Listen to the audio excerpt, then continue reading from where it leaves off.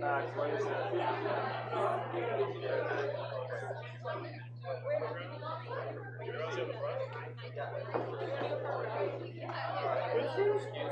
Sorry, excuse me. I'm so sorry. That's what I thought. And everyone else is going around with the same thing.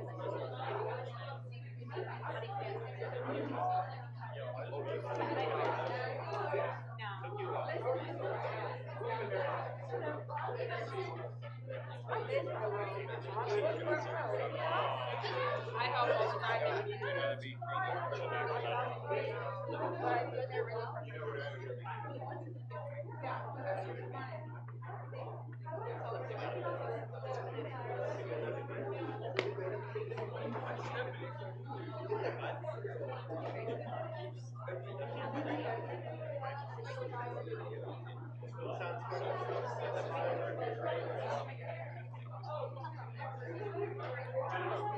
Hey, Tyler. Yeah.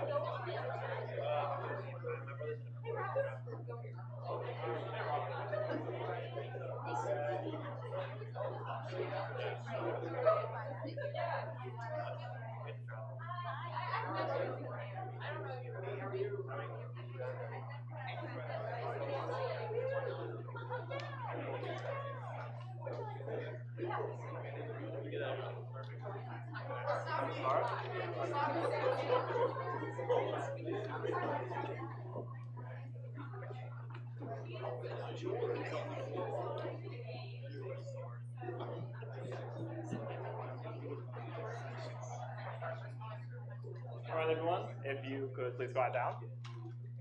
So hello, my name is Jordan Blyden. I'll be the MC for today, and welcome to the senior presentations for the class of 2023. We've got a lot of talented students tonight in order to show a year's worth of work off, so it'll be a very cool night. But before we start, I'd like to give some thanks out.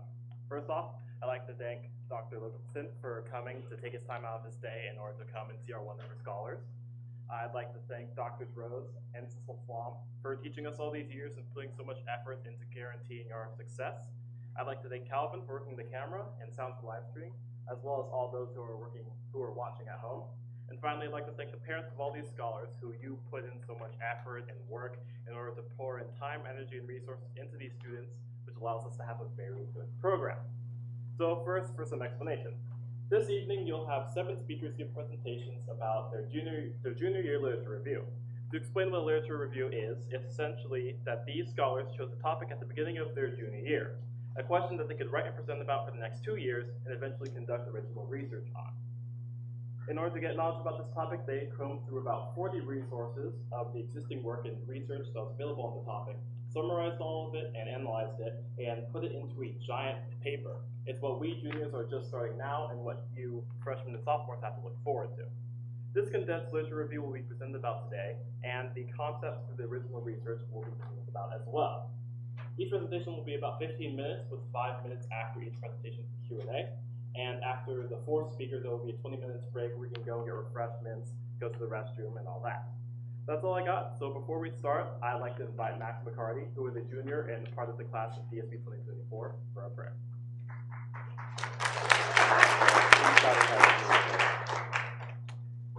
Dear Lord, thank you for this day. Thank you for allowing us to all gather here in lieu of these amazing presentations, and allow the presenters in the senior class to do their utmost best at presenting their topics. And allow us all to gain some knowledge tonight and have a great time. Thank you, Lord. Amen. So our first speaker for tonight will be Debbie Watson. So if you'll please give a big round of applause for our first speaker.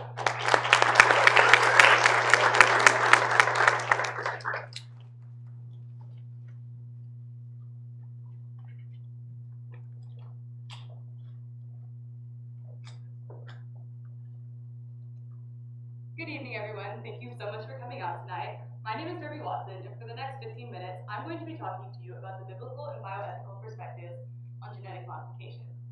But before I get into all the research, I first want to start off by telling you a story. In 2017, there was an infant born named Charlie Gard. And Charlie at first seemed to be a normal infant, but at some of his first infant checkups, his doctors noticed that he was failing to thrive. He was placed on different forms of life support in the NICU and unfortunately passed away after about 11 months.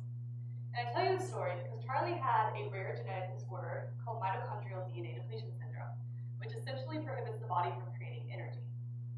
Stories like Charlie's and others are what got me interested in the topic of genetic modification, and led me to ask the questions: what is the relationship between biblical and bioethical perspectives on the use of genetic modification to eliminate trisomies in human embryos? And how does this relationship inform the way in which genetic technologies are utilized going forwards? So in order to look at these questions, we first have to gain an understanding of different ethical systems. The first being virtue ethics, which is an ancient ethical system designed by Aristotle, which essentially postulates that actions should be good even if the consequences are not. A common example of this would be the all-consuming question, how does this dress look on me? Aristotle would argue that even if the answer you have in your head is, if you think that the answer is, wow, not good, he argues that you should be truthful and say, hey, that dress actually doesn't look that great on you, because being honest is the good thing, whereas lying and telling that person that they look great is actually not the right thing to do. Christian ethics is a system that derives out of the virtue ethics system because it relies on the assumption that people are striving to live a good life. The difference, though, is that in virtue ethics, the ultimate good is to live following Jesus' example and strive to be that model of goodness. Consequentialism is another ethical system that diverges from virtue ethics in that, in consequentialism, you're striving to do the thing that will produce the most good, not necessarily the thing that has a good action. A common example of this is the trolley problem. And in the trolley problem, there's a train going down the tracks. It's either going to turn to the right and hit a group of people or turn to the left and hit one person. But you have the power to decide which way the train is going to turn. In consequentialism, they would argue that you should turn the train to the left where it would hit one person, because even though the action isn't inherently good because it would result in the death of a person, the consequence of that action is saving more lives than if you would allow the train to go to the right. Bioethics, therefore, is a consequentialist system because it seeks to examine the ethicality of a medical practice. And this means that it's looking at how are the results of a medical practice going to be, not necessarily is the technology itself good. So looking at genetic modification, they're asking the question, are the results of genetic modification beneficial and ethical? Not is the technology itself ethical? So now we have an understanding of different ethical systems. I then delved into the scholarly literature, and I discovered that there are three main themes that occur across the board. The first being identity, or the question of who were humans intended to be. The second being boundaries, or the question of how far is too far for humans to extend their authority. And lastly, the concepts of pain and harm present themselves frequently in the literature, asking how are they defined and how can they be prevented. Like I said, the first theme that I found was identity, and this is looking at who are we, like who were we intended to be at our core. From a biblical perspective, we first need to go to the Genesis story. When God creates humans, he says that he creates them in his own image, and biblical scholars like Peter's call this the imago Dei, which means created in God's image. This means that humans reflect God in their physical, emotional, and spiritual characteristics. Continuing on in the Genesis story, we come to an event called the fall, which is where humanity enters into sin, and because of that, our nature becomes sinful. So, looking at this in regards to genetics, the question becomes, how are genetic abnormalities pieced into this image of God? Was it something that we were always intended to have, and it's just a reflection of different aspects of God's creation? Or are they a result of the sinful nature that humanity has now entered into? From a bioethical perspective, this is often examined in a problem called the non-identity problem, which scholars Lawler and Shaw created. And the basic premise of this problem is that someone cannot be harmed simply by existing. And Lawler takes this a little further and even says that when you genetically modify someone, you're not simply creating a different version of a person, but you're actually creating an entirely new person.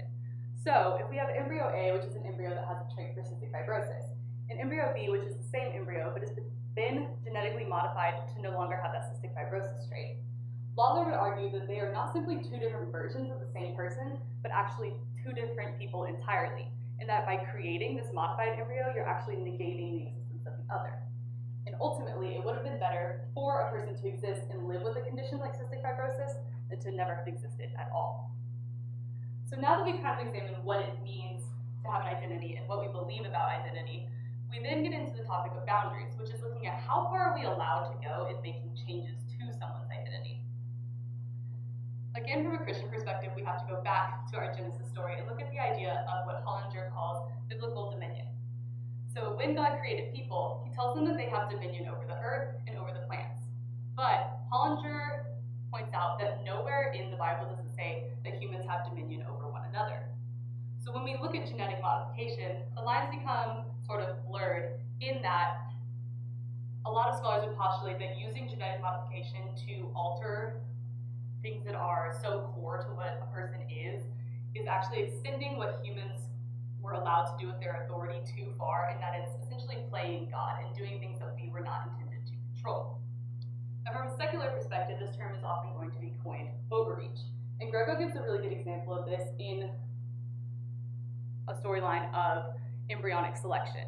And it's important to note that for the purposes of this project, we have to assume that IVF is an ethical practice, because it's the only way by which genetic modification can be done. And so in this example, Grego presents a story of a man and a woman who have gone through the process of IVF.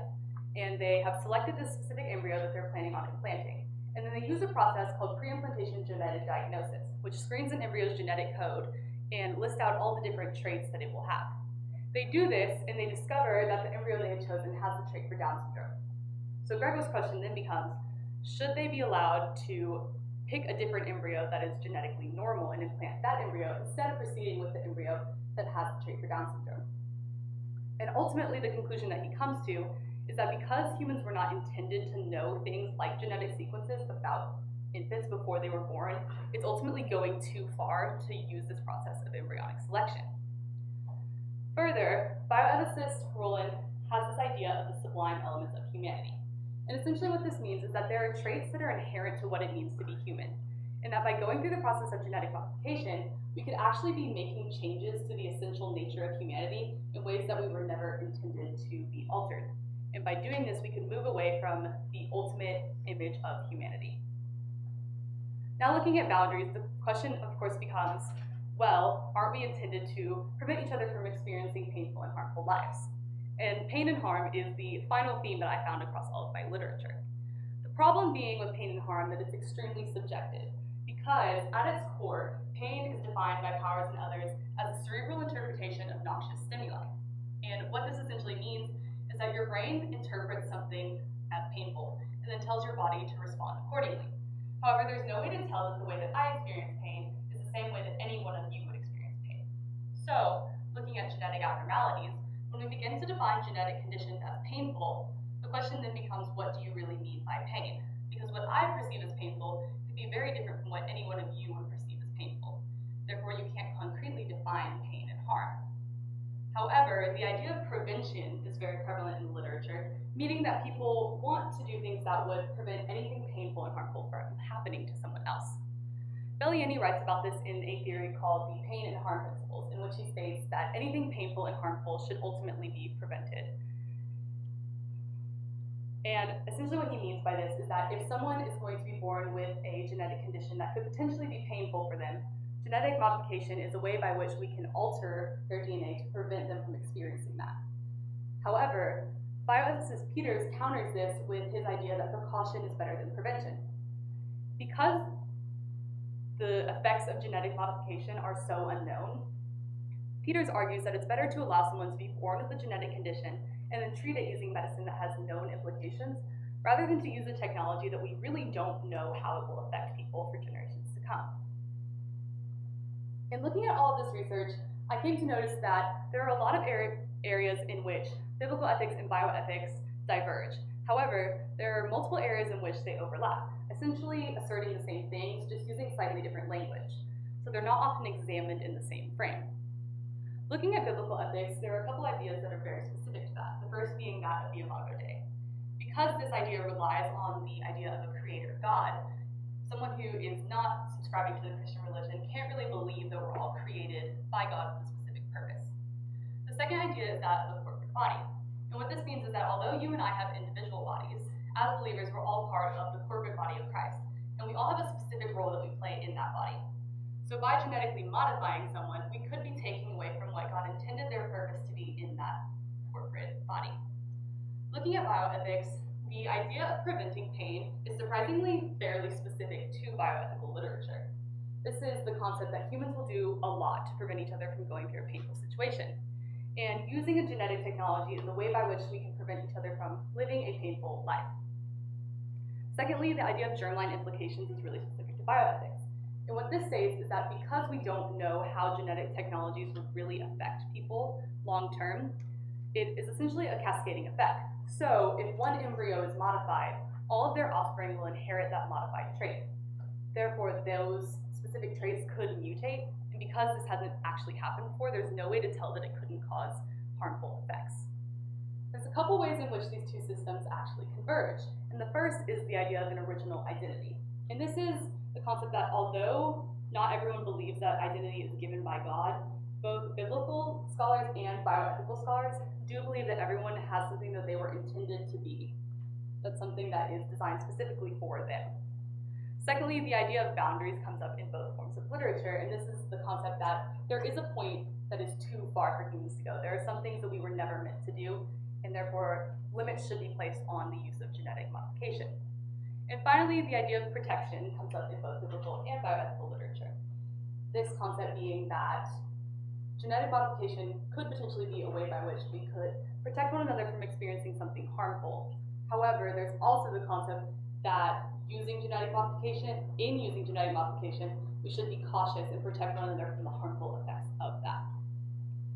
So after I identified this gap, so to speak, in the literature, which is that biblical literature and bioethical literature are not often examined in the same frame, I then asked a new research question, which is how are the systems of Christian ethics and bioethics practically reconciled in decision-making as it regards the use of genetic technologies to eliminate trisomies in embryos?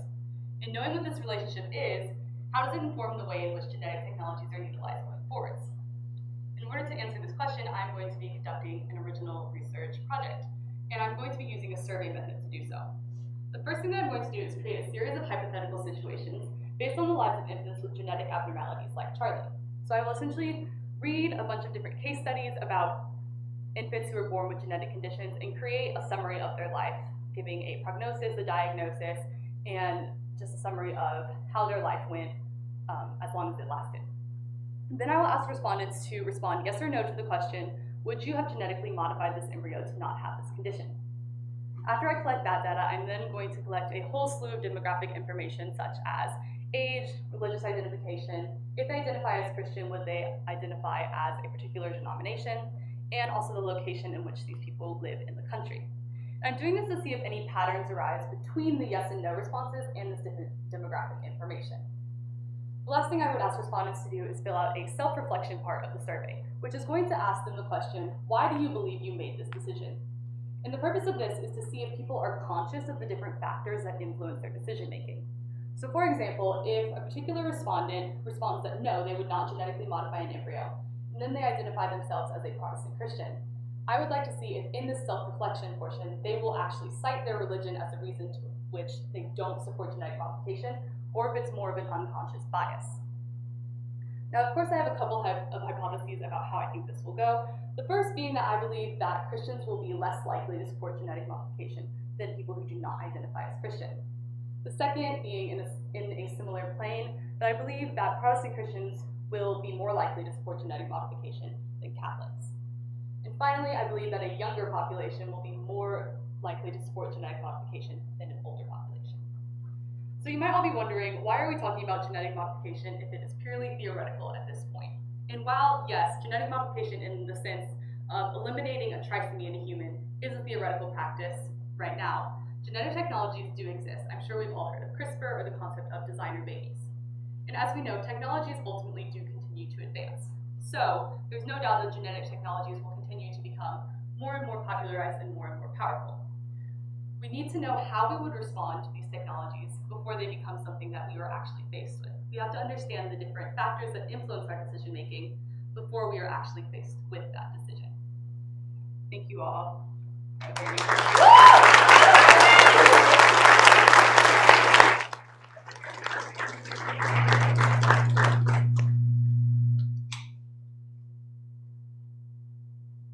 All right, so we will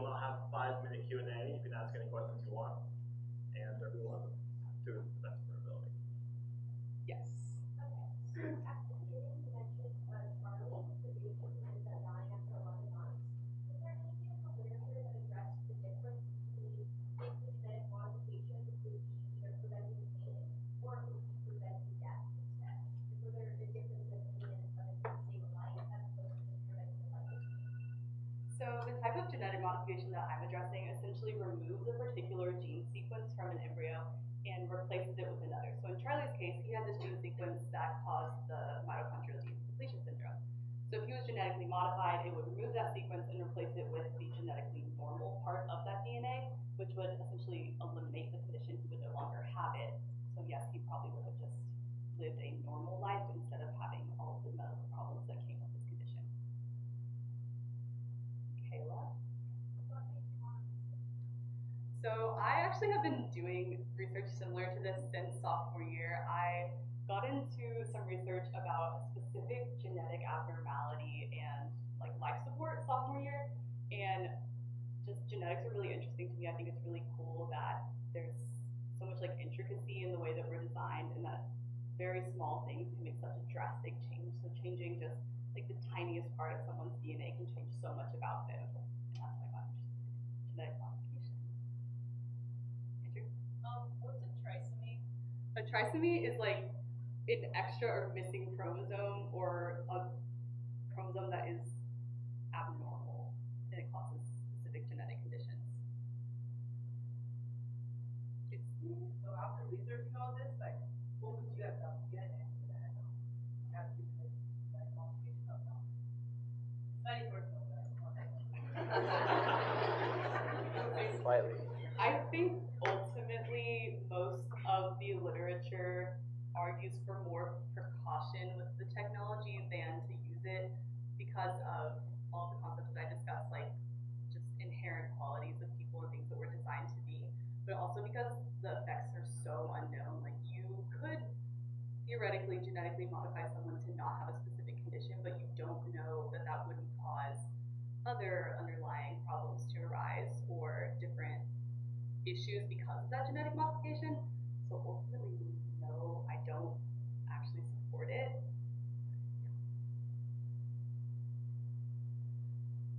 Oh, sorry. No. So, many different things. I want to focus on the so if genetic modification is one to have no real side effects,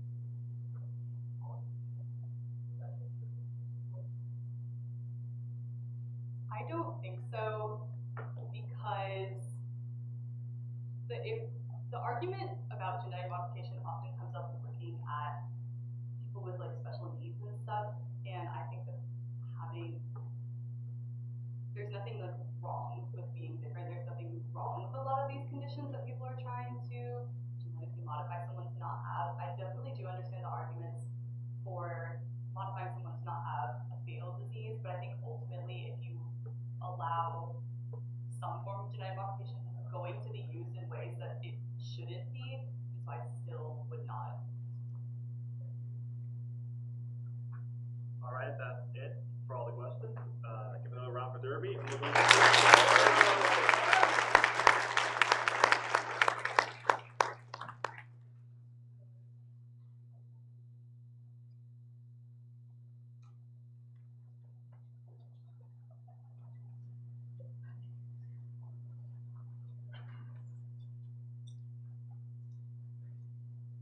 On January 6, 2021, the Capitol was raided by more than 2,000 Trump supporters who were contesting the results of the 2020 presidential election. Now, no matter what you believe about this event, I'm sure we can all agree that the moments leading up to the insurrection were extremely polarizing and divisive, and this is not a proud moment in American history. Hello, my name is Carolina Trochinsky, and I'm a scholar in the class of 2023. And today I will be speaking on how media consumption affects adolescent political identity formation. Now, when the insurrection happened, many attributed it to the media that we consume every day, whether that be through social media or just the news that we watch at night. And this made me wonder, how is it affecting our generation specifically, who has only grown up with this type of advanced media? Which leads to my research question. How has youth political identity formed during the 21st century, an age of advanced media and extreme political polarization? Now, throughout all of the literature I found three main themes: identity, political identity, and media consumption. Now, identity is what makes up who you are as a person, and there are two types of identities: ascribed identities and acquired identities. Now, ascribed identities are ones that you were born with, such as biological sex, race, hair color, eye color. These are things that you were born with and that are inalienable to yourself. Now, acquired identities are ones that you obtain throughout your life. For example, patriotism. You do not come out of the womb being a patriot, but you're rather formed by the patriotic views around you as you go throughout life. Another example would also be political identity as well. Now, there's conflict between these identities, which is known as essentialism. How do these ascribed and acquired identities either intermingle to create your identity or conflict within your identity? Now, political identity is to which side of the political spectrum you lean, whether that be more conservative, liberal, independent, libertarian. And the foundational theory for this is known as social identity theory, which is how one group affects your personal identity and your self-categorization and self-assessment within that group. Now, within this, there has to be a confirmation of self, or a confirmation of that view that you hold. So, for example, if you're someone who does not like the federal government involved into your day-to-day life, you would generally vote Republican because that view is held by that identity. Now, another argument by Bernstein shows that identity politics or political identity comes from the sense of victimhood. So, for example, a New York Times article was just recently published that shows that Hispanic people in the southern United States are generally voting more Republican because of their religious views, but also because they came here as legal immigrants and they feel like the system that allows an illegal immigrants is victimizing them because becoming a citizen is a very hard and strenuous process. And the last type of political identity would be the national identity that we have in America, which is the pride that we have for our country. And we have an amazing country, and this is an important part of our identity. And Honey in 2001 actually argues that this is the top factor in our political identity. But I think it's obviously flipped now because that was after 9/11. Emotions were running high. We were trying to rebuild our country after 9/11. But now I think it is definitely these ascribed identities that take more precedent than these acquired identities, such as our patriotism. Now, political identity is formed all throughout one's lifetime, but it doesn't fully form when you're younger. So this study by Fujikov in 2016 studies these participants from ages 27 to 50 and how political identity is being formed through 4 different statuses. And the 2 I'll focus on are diffusion, where this political identity isn't fully formed, and achievement, where it is fully formed. And they found that achievement in political identity wasn't found until around age 50, meaning that more than halfway throughout your lifetime, you do not reach achievement in political identity and it's not fully formed, which is honestly crazy. But it's also, this foundation of this identity is very important to how you craft your political identity when you're younger. So a study by Recker et al. In 2017 finds that your attitude influence, or how you use your attitudes towards certain issues to adversely craft your political identity, helps you to craft your political identity, and is caused by the experiences around you as you grow up, whether that be your parents, your friends, the rest of your extended family, the state you grew up in, the school you go to. These all affect your political identity when you're growing up. And they also found that highly educated youth are more likely to stray from these views that they grow up in. Now, ascribed identities can also come into play when it comes to your political identity. For example, racial identity. And they found that racial identity doesn't come into fruition or come into contact with your political identity until the collegiate years, where social action and justice is more focused on. Now, throughout all of my literature, I found a lot of information about how media, and specifically the discourse in media, can affect our political identity. So on social media, the study by Halpern and Gibbs studied 2 social media platforms and the discourse found on this media. And they found that on these 2 platforms, YouTube and Facebook, that on YouTube, discourse was more negative and harsh than on Facebook, where it was more calm and peaceful. And this is because on YouTube, you are allowed to be anonymous. Now, you can be anonymous on Facebook, but there is no point because you are sharing your life with your friends. But on YouTube, you can be anonymous unless you're a big influencer, and you can say whatever you want, and that anonymous front kind of shields you from the consequences of your actions. Now, this also comes into play when there are big events. So this study from Mudrick et al. Studies fan reactionary behavior, which is how football team fans will go to Twitter and will tweet after a big game, and how they will react. And they found that the fans of the winning team would have high team identification, they would boast their own team and disassociate with the losing team, while the opposite happened for the losing team. And this relates to politics in the way that when something big happens in politics and it's on the news, people will take to Twitter and use that space in a way to cause more divide and to cause this polarization that we see within the media a lot of the times. Now, another form of harmful discourse within the media is fake news, the term that was popularized by our former president, Donald Trump, and how basically this is the degree to which there is any falsity within the news sources that we consume, whether it be a tiny bit of bias to straight out false statements. And this is very harmful to our political identity because it creates an echo chamber where we're only consuming this one type of news, this one type of narrative. And this leads to selective exposure, where we are only confirming our own bias and not consuming other news sources. So for example, if you're a Democrat, you'll watch CNN and MSNBC. And if you're a Republican, you'll watch Fox News, One American News. These news sources are confirming your own bias, and they are not showing you to other viewpoints, which we should be, because we should be able to see the whole picture, not just our own picture.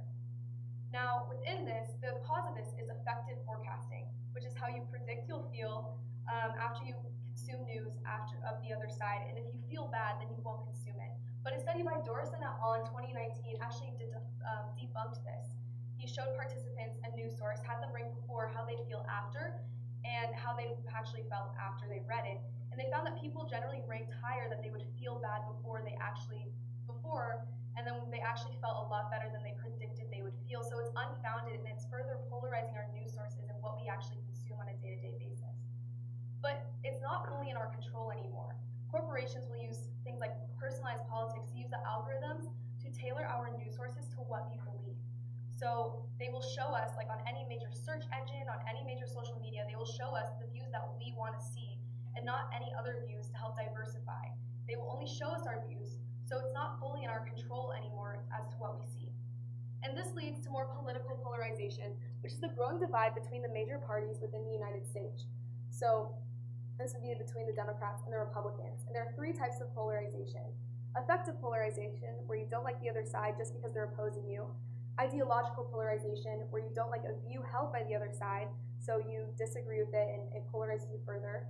Or extreme polarization, where you over-anticipate the extreme views of the other side and it polarizes you based on this false narrative. And an example would be cancel culture. You see one person do one messed up thing, but then you extremely forecast what they believe without actually knowing what they believe at all. And then you cancel them and try to take down their career. But there are some ways in which people avoid this, such as the independent people, who, from a study in Clark from 2014, he studied these people and found that they have no set stances on issues, but actually just vote based on what they feel about a candidate and their stances, but not based on the party. And the party can really add to this polarization just by the name. And that's shown through a study by Arelli et al. They showed these participants candidates without any party affiliation and just had them look at their videos, stances on issues, and they found that people would judge them based on obviously the issues that they're passionate about, but their behavior. And it shows that the party has a profound effect on how you will vote, because we are increasingly seeing people just vote straight party ballot without actually knowing who they're voting for. Now, throughout all of my research, I found a lot of information on political identity formation and a lot of information on how media consumption affects our political identity. But I didn't find a lot of information about Generation C, which is what I want to study when I go into my research in the spring. So my main question for my research project is, how does social media influence the political identities of the adolescent population at Houston Christian High School? I'll be studying HC because I know I can get the most participants from HC, and I think it'll just be the most conducive to my study.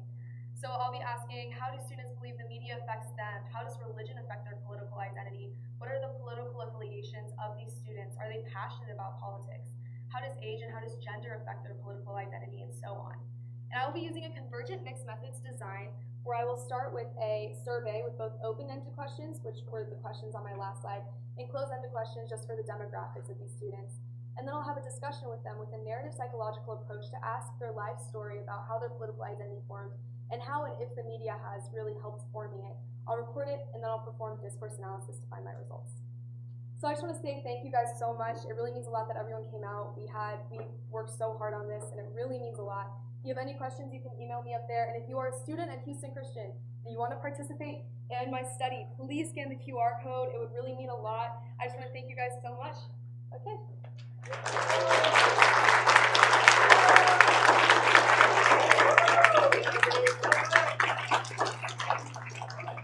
So we're going to have another 5-minute Q&A session, so ask away. Nikki. Okay. What research shows how COVID could have added the idea of polarization?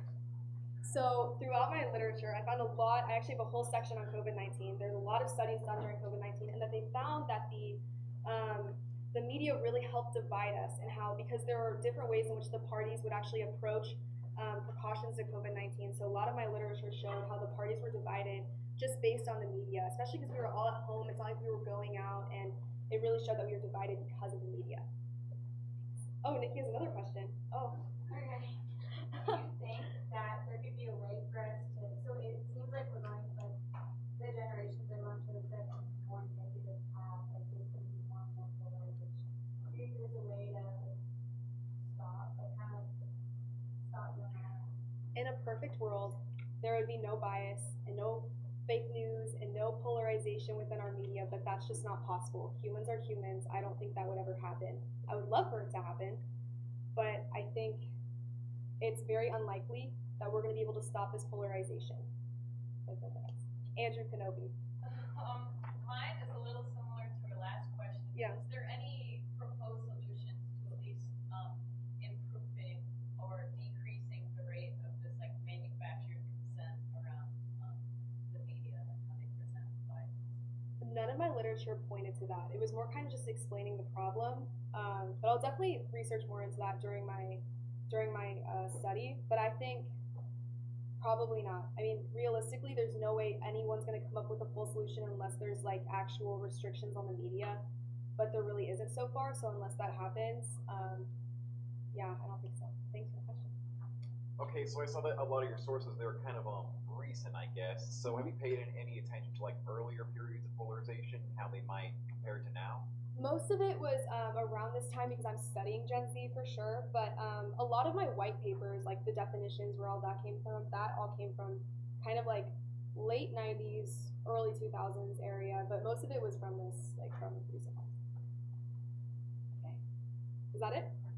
Oh, Christian, thanks. Yeah, I thought it was super interesting. Yeah. You have any idea of like the response, like who's culpable for sort of like generating this, right? You can say it's just like it's inherent law that we tend to like gravitate towards these echo chambers, or is it on like the social media companies themselves because they're sort of propagating that system?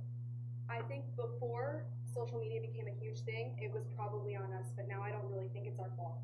It's so much harder to go out. Like if you search up any topic on Google, you will immediately find sources from what you believe. So like if you are a Democrat, you'll find MSNBC, CNN, you'll find that first on your Google. And you can try and find other sources, but I mean, people are busy, people don't care enough. I think it's mostly on the corporations who just really want to make money. Speaking of that, Yeah. to that, did you come across anything in your research that there were ratings were ultimately driving, some of the polarization versus just actually the news agency wanted to present the news, they're really going for ratings and you run into anything like that? Nothing in my research really went about like the ratings, but it's a good question. No, I didn't really have any research on that. All right, we'll give it up for Carolina.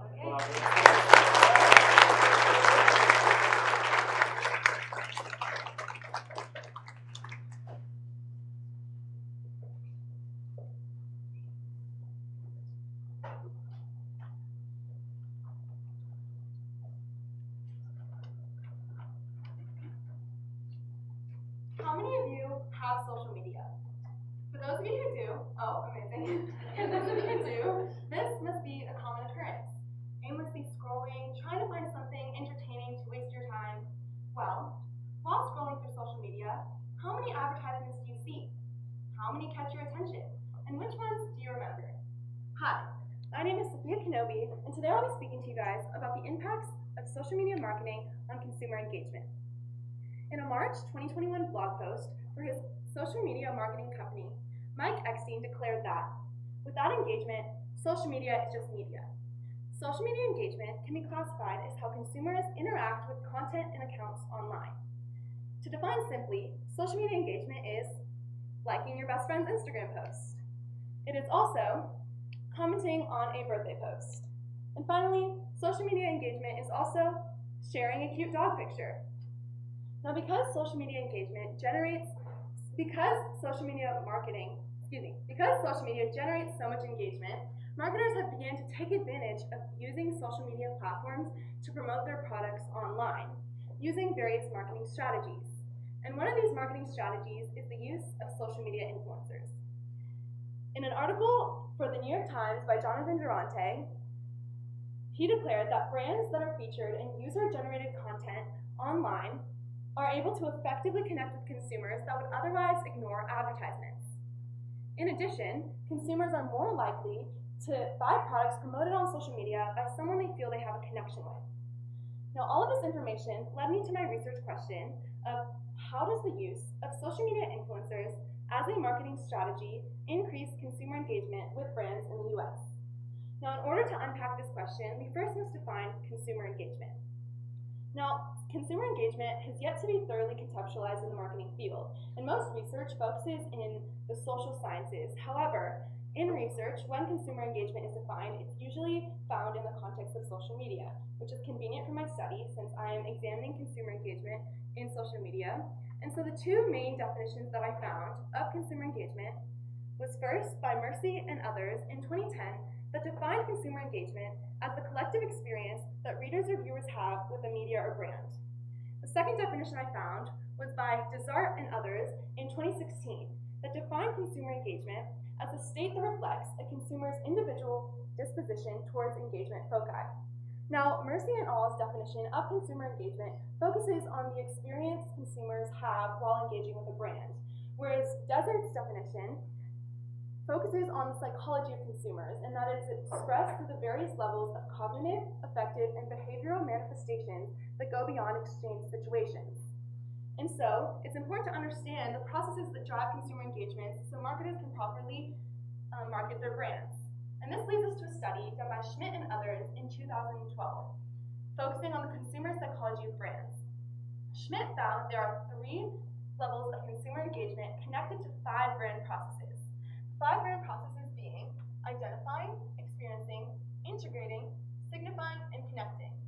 These 5 processes are connected to 3 levels of engagement. The first being object-centered engagement, which can be seen in the inner circle. The second being self-centered engagement, which can be seen in the middle circle. And the third being social engagement, which can be seen in the outer circle. Now, I first want to examine object-centered engagement. And this is essentially when a consumer matches a product category to a brand's logo. So, for example, we have Nike. So when consumers view the brand logo Nike, they immediately connect the the product category shoes to the logo Nike. And so this is an example of how consumers engage in an object-centered way. The next level of engagement is self-centered engagement, which is when a consumer matches a brand to an emotion. And so here we have an example of a guy who is extremely excited to be getting his Apple iPhone. This is an example of self-centered engagement because the brand Apple is invoking feelings of happiness or excitement in the consumer. Finally, we have social engagement, which is when consumers view brands as a community and they share with consumers common interests in a brand. So all of these levels connect to one of the 5 brand processes of consumer engagement. And for the sake of time, I will not be going through how each of the levels connect to one of the processes. However, for example, say someone is engaged in an object-centered way, and they're in the process of identifying. Because a consumer, when engaged in an object-centered way, is matching their product category to its logo, they're in the process of categorization, also known as identifying. Now, it's important to understand the cognitive processes behind consumer engagement so marketers can stand out amongst the competition. And this leads us to social media marketing. Social media marketing can essentially be defined as how marketers promote their products online. In a study done by Ibrahim and others in 2021, there are 5 main factors that connect to social media marketing activities. These 5 factors are entertainment, customization, interaction, trendiness, and word of mouth. These 5 factors are used to strengthen things such as purchase intention, consumer engagement, and consumer brand relations. In addition, there are 2 types of brand communication that can be found on social media. The 2 types of communication are company communication and independent communication, also known as firm-created and user-generated content. Now, in a study done by Skavinsky and Dabrowski in 2016, they measured the types of brand communication on consumer responses. And so they gave respondents 3 product categories, the first being non-alcoholic beverages, clothing, and telephone networking operators. And so once respondents were given these 3 categories that were connected to consumers who have similar interests in these brands, and then for every 7 days for the next 4 weeks, they were given a survey regarding these brands and their pages on Instagram that they liked. And so this study found that firm-created content on social media does not necessarily compete with user-generated content. However, firm-created content increases brand awareness so that users can then create their own content to support a brand. And this leads us to social media influencers, because influencers are the users who create content from a brand based off of the firm-created content that generated brand awareness. So we all know social media influencers, and in a study done by Estiano and others in 2021, he classified influencers based off of their following. So we can see here in the chart that the smallest level of influencer is known as a nano influencer, with followers ranging from 1,000 to 10,000 followers, and then mega influencers with over 1 million followers. And so here I have 2 different influencers that we can compare. First we have Lexi Hidalgo, who is classified as a macro influencer because she has about 500,000 followers. And then here we have Kim Kardashian, who has almost 500 million followers, so she is a mega influencer. Now, though both influencers have a different amount of followers, they both have a great impact on their consumer demographics. And so to give an example of the great impact that both of these influencers have, I'm going to start with Lexi Hidalgo. So, for example, say I'm scrolling through Lexi's feed and I find a piece of clothing that I like, so I click on it and then it leads me to the brand, causing me to buy the product. This is an example of how Lexi's Instagram feed or brand promotions can impact a consumer or a follower. Now, on a larger scale, we have Kim Kardashian, who you may or may not know. And so Kim Kardashian was actually involved in a scandal about 3 weeks ago regarding one of her brand promotions. And so essentially what happened was she posted this on her story. And I know it's a lot of words, so it's kind of hard to read, but I'll tell you what happened. Basically, Kim Kardashian promoted a cryptocurrency on her social media without disclosing the fact that she was being paid over $200,000 to post this brand promotion. And so people took this, or her followers took this as a financial advice, and they ended up losing a lot of money because she forgot to tell people that she was actually being paid. And although she may or may not have invested in this cryptocurrency, she didn't lose any money, and so now she has to pay $1.26 million in penalties to the SEC for this mistake. And so this is just an example of the wide range of impact influencers can have on their followers. And so I know many parents or adults in here may think social media influencers are a joke or they're not a real job.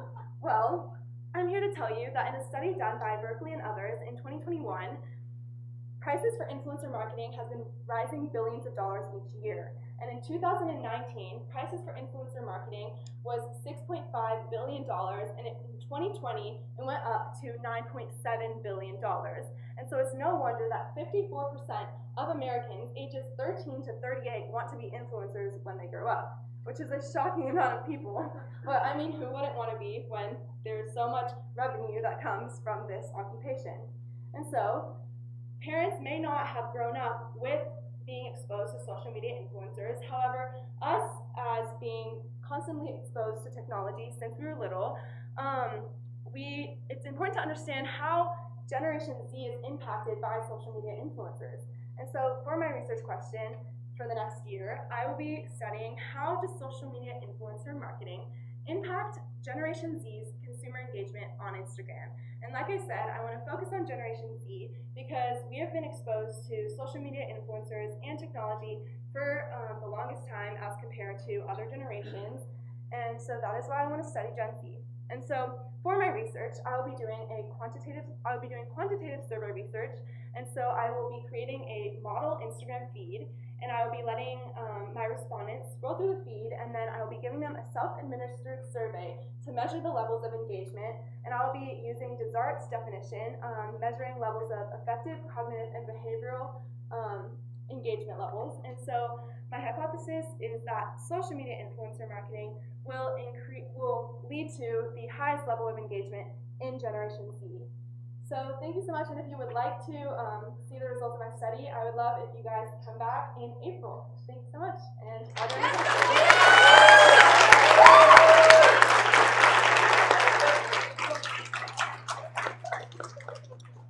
All right, we will now begin the Q&A session. Andrew. Did you see anything in your research about how more engagement had negative results on their, not on the company, but the people who are being engaged? I did not find any negative results of engagement. However, as I showed in my example, there are negative effects of influencer marketing, and so I guess that is something I might want to look into because I don't really know. I think marketing in general can have positive and negative effects regardless if it's influencer marketing or corporate marketing. And so I think that regardless of the way someone markets something, there can always be negative effects. And I don't know if there's a negative effect. I guess, okay, if there's a negative effect of a certain brand, I guess if many people engage in it, it's just the amount of people who got impacted by that certain, do you know what I'm trying to say? Yes, thank you. Okay, good. Yes. So any of your research, or just speculation on your part, do you have any idea like which industries you think the better for, like an amplifier? No, I did not find anything on specific industries. I did, however, find specific, this doesn't really correlate too much, but I don't know, it's interesting. I found specific times of the day that posting would actually increase engagement. And I also found like things such as like color scheme and images that would increase engagement versus like, I guess, other things. So yeah, I did not find anything on that though. Did you see a higher rating of different social media platforms? Yes, so specifically, I'm gonna go back really quick. The reason I wanna focus on Instagram is because social media influencer marketing, I forgot which study, I think it was Rontis and others found that Instagram is the best platform for social media influencer marketing, so that's why I'm going to be focusing on Instagram. And so marketing specifically, Instagram's the best platform, and I guess TikTok is a new platform as well, so if I were not to focus on Instagram, I would also want to focus on TikTok. However, I feel like marketing is most effective on Instagram because of, as I said, like the images and the times for posting versus Twitter. There's not as much marketing on those platforms, so Instagram's the main one. Yes, Have you seen any studies on TikTok about? I actually have not, but obviously my search terms did not involve TikTok in them, so I mean maybe I would if I searched that. So I know you're interested in looking for generation their engagement, but do you think that other generations are susceptible or less susceptible to being scammed or Well, I guess there's the stereotype that older generations are less are less familiar with technology, and so people may think that they're more susceptible to being scammed. But when it comes to marketing specifically, I don't think that. I mean, okay, say you're not Gen Z, you're Generation X or a boomer, or you're using social media. Sorry. So if you're using social media as much as we are on a daily basis, I think maybe influencer marketing will be the most engaging strategy if they were using social media as much as we were. So yeah, does that kind of answer your question? Yeah, okay. Well, come back to see what I find. Okay. Any more questions? All right. Oh, one more. Go ahead. How does it affect a influencer sticks like either one type of product or one company constantly promoting that rather than jumping around with the product? So how consumer engagement or marketing? So how marketing affects? Like, yeah, how does it like?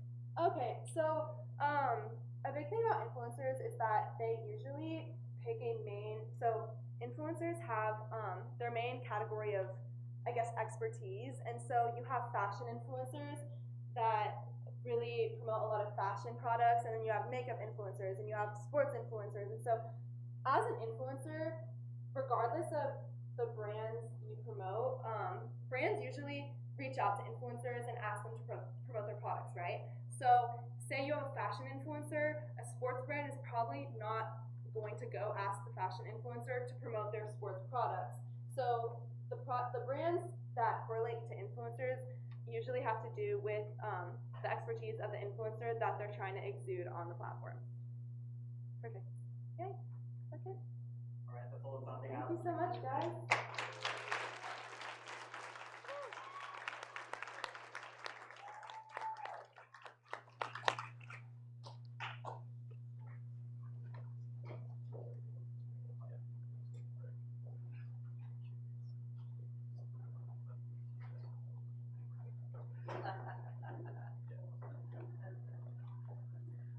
Hi everybody, my name is Chaki Rahimi, and today I'll be speaking with y'all about language attitudes and the impact of childhood language exposure.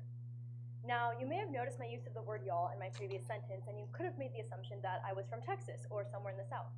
Or your focus may have been drawn to my name, Chaki Rahimi, to which I would assume you definitely didn't think I was from Texas or the South. These sort of perceptions that are stroking through your heads right now are exactly why I want to ask the research question, what features of the sociolinguistic landscape drive individuals' perceptions of accented speakers throughout life? Now, I first began getting into this subject because both my parents immigrated here from Iran. They both grew up speaking Farsi, and it was their first language. However, whenever they came over here to America, my father in his teens, while my mother was in her early 20s, they both learned English. So they've been fluent in English for well over 25 years. Now, I can promise you when I say this, they are fluent, and probably more fluent than me most of the time. So whenever I would hear the phrase, "I'm sorry, sweetie, could you please repeat what she's saying?" whenever a given worker or maybe adult couldn't understand my parents when I was little, I was really confused. What they were saying was very clear to me and very clear to my friends. So why was there some sort of unconscious bias that people were presenting towards them just because they had an accent? So in order to get to the bottom of this is why I'm now studying language attitudes. Now, I want to ask, how many of you in here have seen the movie Aladdin? Okay, so pretty much all of you. Now, how many of you guys have noticed that he speaks with an American accent? Okay, less of you. Now, how many of you guys noticed that the villain Jafar speaks with a British accent? Okay, close to none of you guys. Now, this may seem trivial at first. I mean, they're in a made-up Arabian country. Who cares what accent they're speaking with? But it's actually very important, and Lippy Green in 1997 proved that cartoons can teach kids to discriminate and used Aladdin as one of her main big examples. Picture this. You're a 4-year-old child with little to no accent exposure, and you're soaking up information like a sponge. You go to watch the movie Aladdin, and you are first introduced to a British accent through Jafar. From then on, it's highly likely that you will view any sort of British accented speaker the way you view Jafar, as mean and villainous and evil, and you would carry this sort of bias with you until someone brought up a different depiction of a British accented speaker, and a British accented speaker was shown in a positive light to you. And then from there, you would likely view an American accented speaker as heroic and playful and fun, the same way that Aladdin is. Now, this sort of thing that Lippy Green discusses is called fast track to meaning, and it's a tactic used by Disney constantly. This basically means that Disney has used a British accent or any sort of accent as a way to make character development easier on them. If I present to you multiple movies where a British accented speaker is evil and villainous, at some point you're going to catch on to the pattern and start subconsciously viewing any British speaker as evil and villainous, and from there I don't really have to develop my character anymore. So if you've seen multiple movies with a British accented speaker being villainous, when you see Jafar, it doesn't matter what he's saying to you, you're probably going to perceive him as evil and villainous. Now, this also works with voices, it's not just accents. I want to bring up this beautiful picture of the evil queen from Disney. Now, can anyone in here impersonate a witch for me? I'll take a volunteer. What does a witch sound like to you guys? Nikki, impersonate a witch for me. Oh, don't you get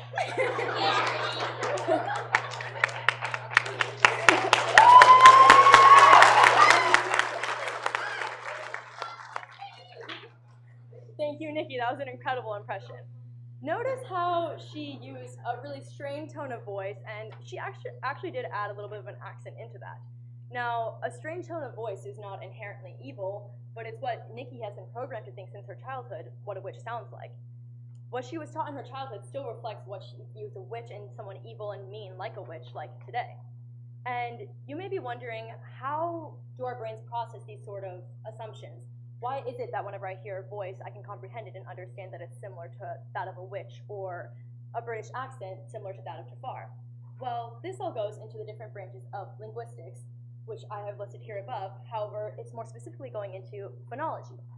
Phonology can be defined as the study of speech patterns and sounds. So basically, it's how our brains process, understand, and then go on to judge different speech sounds and patterns. Flaccia et al. Actually did a study on this in 2009, where they tested children's ability to identify accent-related information. They took 5 to 7-year-old children that were British natives and presented them with a regional accented speaker and a foreign accented speaker. Now, before I go on, I would like to define to you all what a regional and foreign accented speaker is. A regional accented speaker would be, for example, someone that speaks the same language as me and it was their first language, like a Texan, and then versus someone from New Jersey. They both speak the same language, it was both of their first languages, however, they both speak it with an accent that is made regional. Now, an example of a foreign accent would be like my parents. They both had Farsi as their first language, so they went on to have a foreign accent in their second language of English. Now that I have that aside, they presented them with the regional accent of an Irish speaker, and then a foreign accent of a French accented speaker, and all speaking English. When they were presented with these 3 accented speakers, they were then asked to do a categorization task in order to see if they were aware of how different the accent was from their own, or if there was any accent at all. The study actually revealed that they noticed most prevalently the accent in the French accented speaker, which was the foreign accent speaker, and then they noticed the accent a little less in the Irish accented speaker, and then they noticed no accent at all with the British native speakers because it was native to their own accent. This is extremely significant because it teaches us that we can have very skewed perceptions of people, and phonology can actually be used in our daily lives. It's also actually been used all throughout history and even in the Bible. This is an image of the Gileadites devising a test to sort of see if the Ephraimites could pronounce the word shibboleth. Now, let me explain this to you all. In the book of Judges, there was a battle between the Gileadites and the Ephraimites, and the Gileadites ended up winning, and they got a certain territory past the Jordan River. Now, the key in this is the word shibboleth. Basically, the Gileadites had the sound sh in their language, so the sh they could pronounce. However, the Ephraimites could not pronounce it. They would pronounce sh with an s sound, like sa. So, whenever the Ephraimites would be trying to escape and go past the Jordan River, the Gileadites would ask them, say the word shibboleth. The second they would say the word sibboleth instead, they were able to identify that they were not one of their own, and they would kill them on the spot. Yeah, pretty harsh, I know. Now, this is extremely significant because it shows how we can use phonology and different sounds and speech patterns in our daily lives and even in history, like the Bible, and it shows us how we can actually use it to perceive others differently. Now, similarly to Flaccia, Weatherhead et al. Wanted to test out how children could differentiate between their own accent and another person's accent. They took 4 to 5-year-old American children and they presented them with 6 different accented speakers. 1 native accented speaker from America, 1 Scottish accented speaker, a Spanish accented speaker, an Indonesian accented speaker, and 2 more, including Jamaican and Australian. Now, from there, they presented them with these speakers and asked them to see if they were aware of them having a different accent.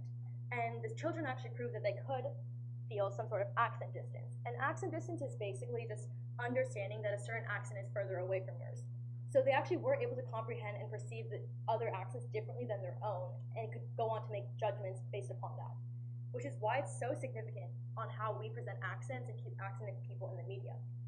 Yet again, Lippy Green provides us with another example from Disney's original version of Three Little Pigs. Now, this came out in the 1930s, so many of y'all may not have known about it, but there was actually a scene where the big bad wolf was depicted as a stereotypical Jewish peddler. They gave him a hooked nose and a Yiddish accent, and we now know today that it's extremely derogatory and extremely racist, but this was the 1930s. Disney later pulled that version of the show 14 years later. However, they kept the Yiddish accent on the big bad wolf to keep going with their fast track to meaning tactic, where they could use the accent to make the big bad wolf villainous and mean. This is extremely significant because, again, a child could go on to see any sort of person that may be a stereotyped Jewish person or someone with a Yiddish accent and go on to believe them to be this big, bad, scary person when in reality they're just any other human like us. Now, this is an extremely negative example of accents and accent bias. However, there are positive examples in our media too. I would like to bring up Sofia Vergara. For those of you that don't know who she is, she was born and raised in Colombia, and she's an actress here in the US now. She speaks with a Colombian accent, and she got her big break on the hit show Modern Family as Gloria Pickett. I see some fans in the audience. So she actually is very well known for her Colombian accent and is very widely loved for it. In the show Modern Family, she actually uses it as comedic relief constantly and is actually praised for it and hired for her accent. So there are some positive aspects that can come with it. However, I'm discussing both biases today.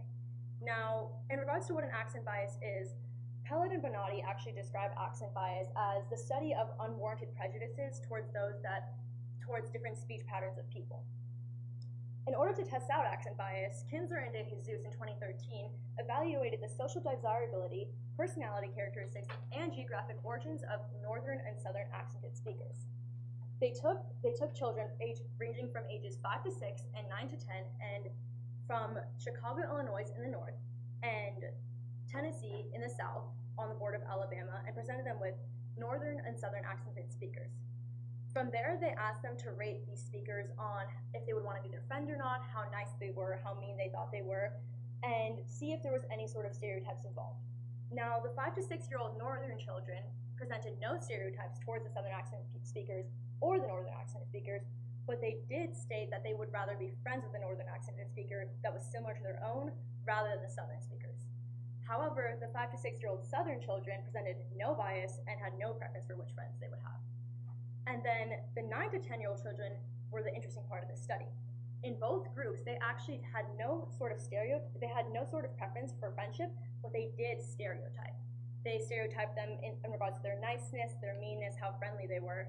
And this is actually extremely significant because the ramifications of this are that we are growing into those accent biases that we have in adulthood. As we get older, the 5 to 6-year-old children had no biases, but the 9 to 10-year-old did. As we get older, we're starting to produce these biases and starting to comprehend the differences between us and our accents. So it's extremely significant to this sort of accent bias. Now, one thing I will note about this study is that, unlike other studies, they did present the children with the speakers' faces. A lot of times in these studies, they will, either just present the audio clip or give like some sort of figure to blockade the sort of exterior and having some sort of judgment from that. But in this study, they did. Now, that might have skewed their opinions, which is precisely why I want to do my proposed method, where I can test out if not only childhood language exposure is the thing, but also other factors. In my proposed method, I want to test preteens from the greater Houston area in a survey. I would likely get preteens from Catholic and Christian schools like ours, such as St. John Paul II or maybe St. Cecilia's, and I want them to have different cultural and language backgrounds. Some maybe like me with a lot of language exposure due to my family, or some maybe with minimal to no language exposure. From there, I want to present them with different accented speakers and audio clips and give them a Likert scale to rate them on. So I want to rate them on friendliness, how nice they think they are, how friendly, how fun, etc. And then I want to see how they would react. Then I'm going to take a separate group of preteens from the same schools and present them with an audio clip and the face of the speaker that's using the accent. From there, we can test out and finally see if the accent is the sole reason for these biases, or if it's some exterior factors that go into it, maybe how they look, their skin color, or anything else that may be seen from the outside. And we can finally, get an answer to whether it's a sole accent biases or there's exterior factors that go into it. I personally hypothesize that those that have more language exposure will likely be more open and kind towards those that have accents, whereas those that have minimal language exposure will probably feel more comfortable with those that have similar accents to them. So I'm super excited to figure out my research and see what the results actually will be, and I thank you all for coming tonight. And if you want to be a part of the study or know someone that would, you can contact me with my phone number or my email. Thank you. Okay,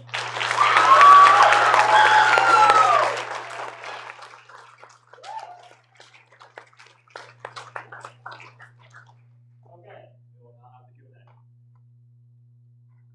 Andrew? What do you think has more effect on having less bias? Not growing up with any negative connotations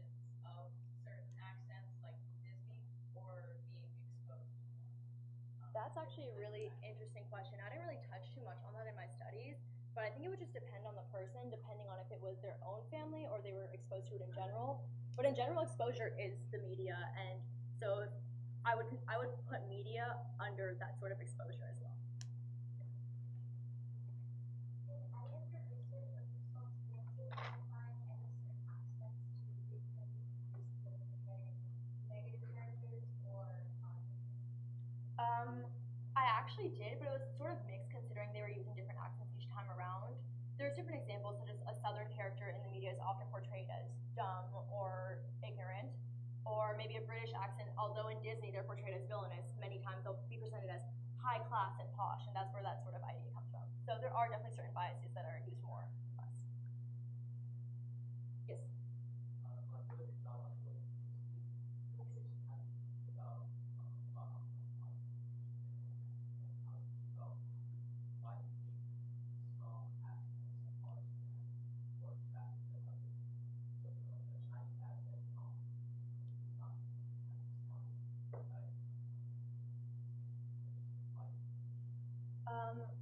I didn't really touch on that in my study, but just based upon what I have researched, I would guess that it could be the media a lot. You don't necessarily see Asian accent speakers portrayed in, a more attractive way, whereas again, British accented speakers can be portrayed in a really attractive way. So I would look it on the media personally.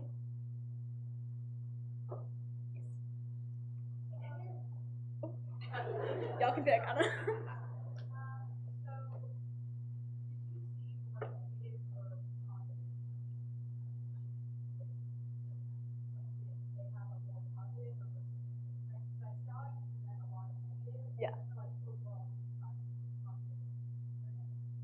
It definitely was easier to find negative effects, but also it is important to note that studies are likely going towards like something that may prove their point, and most people are trying to prove that accent bias is a valid thing.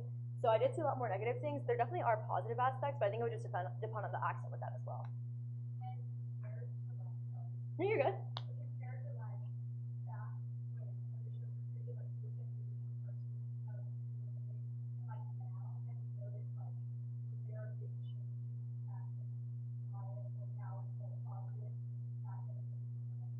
$1,000%.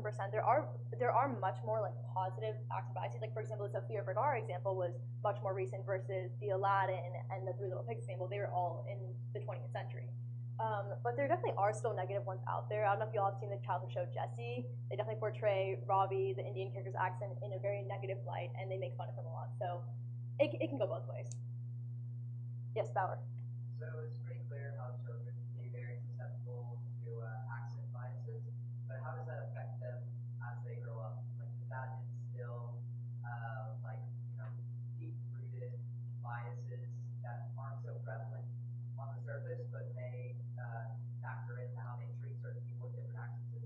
1,000%. That's exactly why I brought up my parents. I mean, I can still see it within my parents today, like the way adults will treat them. Like they would orient themselves to me, a child, rather than my parents just said an American accent. And even like right now, Nikki is almost an adult. Or are you an adult? She's 18, I think. I don't know. She's 17. She's almost an adult, guys. She still portrayed the witch with, an evil, villainous voice that was strained. And those are all things that came from her childhood. So yes. Dr. Drones. Okay. Can you tell us a little bit about linguistic profiling, the work of John Baugh? Yes, I can. So, sorry, Savannah made me laugh in the back. So basically, in linguistic profiling, John Baugh actually did a study where they had black accented people on a cell phone and asking for jobs, I believe, if I'm not mistaken. And from there, they saw if people would discriminate against them and give them a job versus a more American, maybe white accented speaker. And it actually did prove that many people picked the more white-sounding speaker over the black accented speaker. So it's a lot in dialects as well. It's not just like full-blown accents in foreign versus regional. Yes. I was curious in your research whether any of it indicated whether this is kind of a unique English language kind of phenomenon, or whether this occurs in other languages that speakers come into those languages. For sure. I actually did do some research on that. For the sake of the time and everything, I focused on English. But there has been for sure different, accent biases within other languages and cultures. Again, in Farsi, they have different accents than Farsi, and I even see it in my own life that people will discriminate against certain regional accents in Iran. So yes, for sure. Yes. Are there a correlation between like the type of accents people are exposed to younger and the type of accents that they tend to want to be more surrounded with? Like if someone grows up with a lot more British television, they tend to want to be surrounded by more British people and they tend to introduce that culture. I think the tendencies for that may be dependent on the person, but they may find more comfort in British people, whether they would rather be around Americans or not. Nikki. Okay, sounds really interesting. I was wondering, like, survey-wise, how are you gonna like get to your target audience? So as I mentioned, I would likely go to Catholic and Christian schools in Houston. For example, St. John Paul II, my little sister goes there, she's in the audience right here. So I could, and I also went there myself, so I could probably get an easy in. I know the principal, I'm good friends with their family, so I could probably talk to them, and from there I would definitely talk to the parents of the children and have them sign a contract and everything. But I hope that it would be an easy find, just because I know many of the people that go to these greater Catholic schools. Me too. So you're talking about how British people were stereotypically like categorized as from American point by other parts of the world. Like how are how American accents are important? That's super, super interesting. I actually didn't touch on that in mine, but there are different biases that people have on American accent people. The ones that I've seen most in my own life, just from having an American accent and a foreign family, are that they find an American accent to be super cool, and it's like what they see in the media, so they really enjoy it. But they also do tend to have different opinions on Americans' intelligence that I will not get into. Shafna.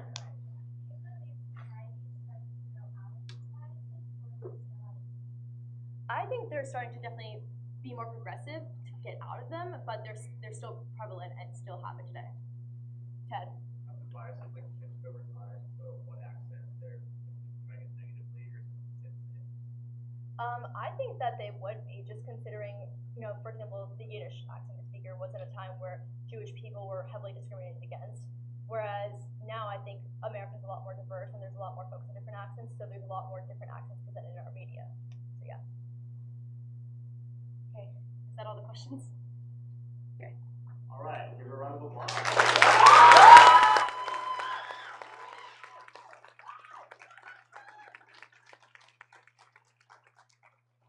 So we will now have a 20-minute break. There are refreshments out there, including the bathrooms there around that corner. We'll be back in 20 minutes.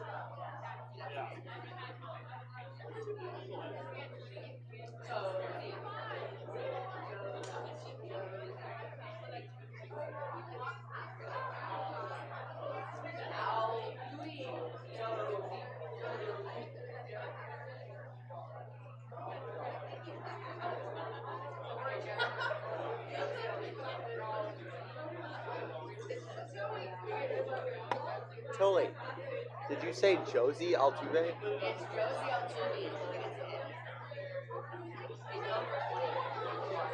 He's gonna like repeat the Damn.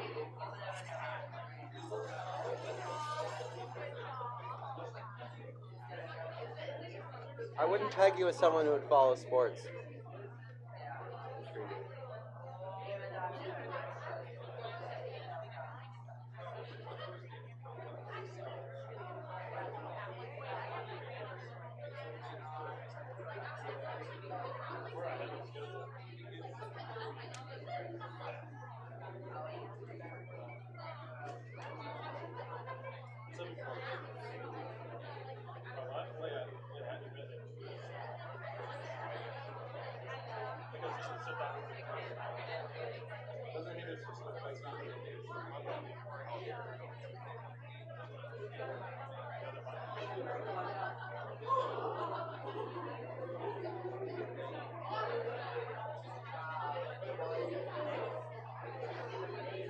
So sorry, Taylor. I'm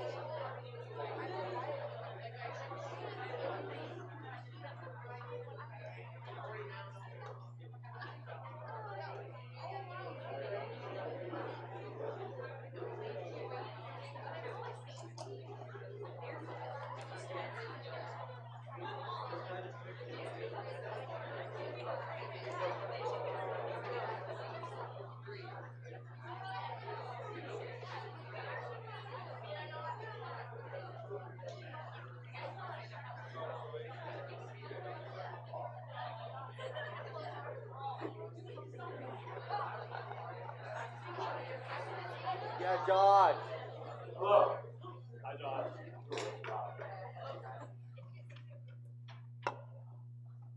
Welcome back. I'd like to take another chance to just say thank you to all of you in the audience tonight for taking time out of your busy schedules to come support the Scholar Class of 2023 in their research day. Hello, my name is Josh Kitchen, and I am a member of the Scholar Class of 2023. And today, I'll be taking a few moments to discuss the idea of cognitive dissonance and how it relates to human interactions, more specifically through the lens of psychological defense and coping mechanisms. Now, for my presentation to work tonight, I'm going to need a little bit of audience participation. So, imagine for me, you're 5 years old again. You're on a trip to the mall with your family, and you see it. Oh, a candy store. So, you beg your parents to let you go in, and they let you. You run in and you see all the different sweets, all the different colors, they draw your attention. And then you see it, your favorite candy. Oh, you beg your mom to let you have it, and guess what? She does. But then, out of a window of the candy store, you see it. Your favorite cookie stand has just baked a fresh batch of your favorite cookie. But your mom says you can only have one or the other. So you're stuck with the decision, cookie or candy. Now, take that feeling of having two things you desperately want and hold on to that. And congratulations, you've just experienced cognitive dissonance. So, might be getting a little bit ahead of myself. What exactly is cognitive dissonance? Now, I can't take all the credit for coming up with this wonderfully illustrated example of a child deciding between two things. In his 1962 study, psychoanalyst Leon Festinger gives the example of a child deciding between two toys, toy A and toy B. Festinger postulates that if a child is presented with two toys and told they can only have one, that feeling of having two things competing is cognitive dissonance. It's the idea of two presented ideas, notions, or things that are being mutually exclusive while existing at the same time. So, Leon Festinger takes this idea and writes his paper titularly named Cognitive Dissonance Theory. And for a while, that's all it was, cognitive dissonance psychology, we see cognitive dissonance coming into a much more widely accepted scope, to where researchers like Carpenter and others in their studies will validate cognitive dissonance as a confirmed idea in psychology, making it applicable to every individual in the realm of psychoanalysis. So, I mentioned it earlier, but this idea of cognitive dissonance is what I'm going to use to analyze psychological defense mechanisms. Now, what exactly is a psychological defense mechanism? So, psychoanalyst Phoebe Kramer defines psychological defense mechanisms as the unconscious response to unwanted social stimuli. So, what exactly does this mean? It's the initial reaction or behavior that one exhibits after confronted with an idea that one would rather not have been confronted with. So how does this apply to our lives? So as postulated by Granieri and others in their 2017 study, psychological defense mechanisms can exhibit themselves in maladaptive unconscious modes. And what does this mean? Maladaptive behavior is defined as behavior that our society would deem inappropriate or bad. So one example of this would be the psychological defense mechanism of displacement. Now, of course, there are many psychological defense mechanisms, but displacement shows the idea of maladaptive behavior the best. And so displacement is best explained through an example. Now, this is more applicable to the students in the room. I'm sorry, parents. So pretend that your teacher has just scolded you about a poor performance on a test. You know, you come out of the classroom feeling super down, super just bad about your behavior, your performance on the test, and you run into a friend. So many will displace that frustration coming from the teacher and place it on their friend, lashing out in ways that one would rather have not. And so that would be an example of a maladaptive psychological defense mechanism. So going back to the idea of cognitive dissonance relates to psychological defense mechanisms through a variety of unique defense mechanisms. One of them being denial. Now, I'm sure we've all heard the phrase, oh, you're in denial. But what exactly does that mean? Denial, simply put, is the idea of having two competing notions existing and then denying one to elevate the other. And this is typically the reality that we would most like to be true. And so there you again see that principle within cognitive dissonance of having two conflicting ideas and having to choose one while not being able to have both. The most common defense mechanism utilized when trying to tie cognitive dissonance to defense mechanisms is the defense mechanism of repression. So repression, again, deals with the idea of having multiple conflicting notions and then having to repress one while elevating the other. And so that's where, again, you see the idea of cognitive dissonance come into play. Now, as I continued my research, I noticed something interesting. Christian psychologists and secular psychologists will denote the study of psychological defense mechanisms under different terms. So as seen in Johnson and others' study, Christian psychologists will denote the study of defense mechanisms as defensive activity. So just to give some context, the idea of psychological defense mechanisms was coined by psychoanalyst Sigmund Freud and popularized by his daughter, Anna Freud. Now, for those of you unfamiliar, Sigmund Freud was not exactly the most Christian of people. And so to separate themselves from this titan of secular psychology, Christian psychologists will denote the study of psychological defense mechanisms under the idea of defensive activity. So to dive further into the usage of the Bible as an example, the Bible illustrates cognitive dissonance in a really prominent way through the life of the Apostle Paul.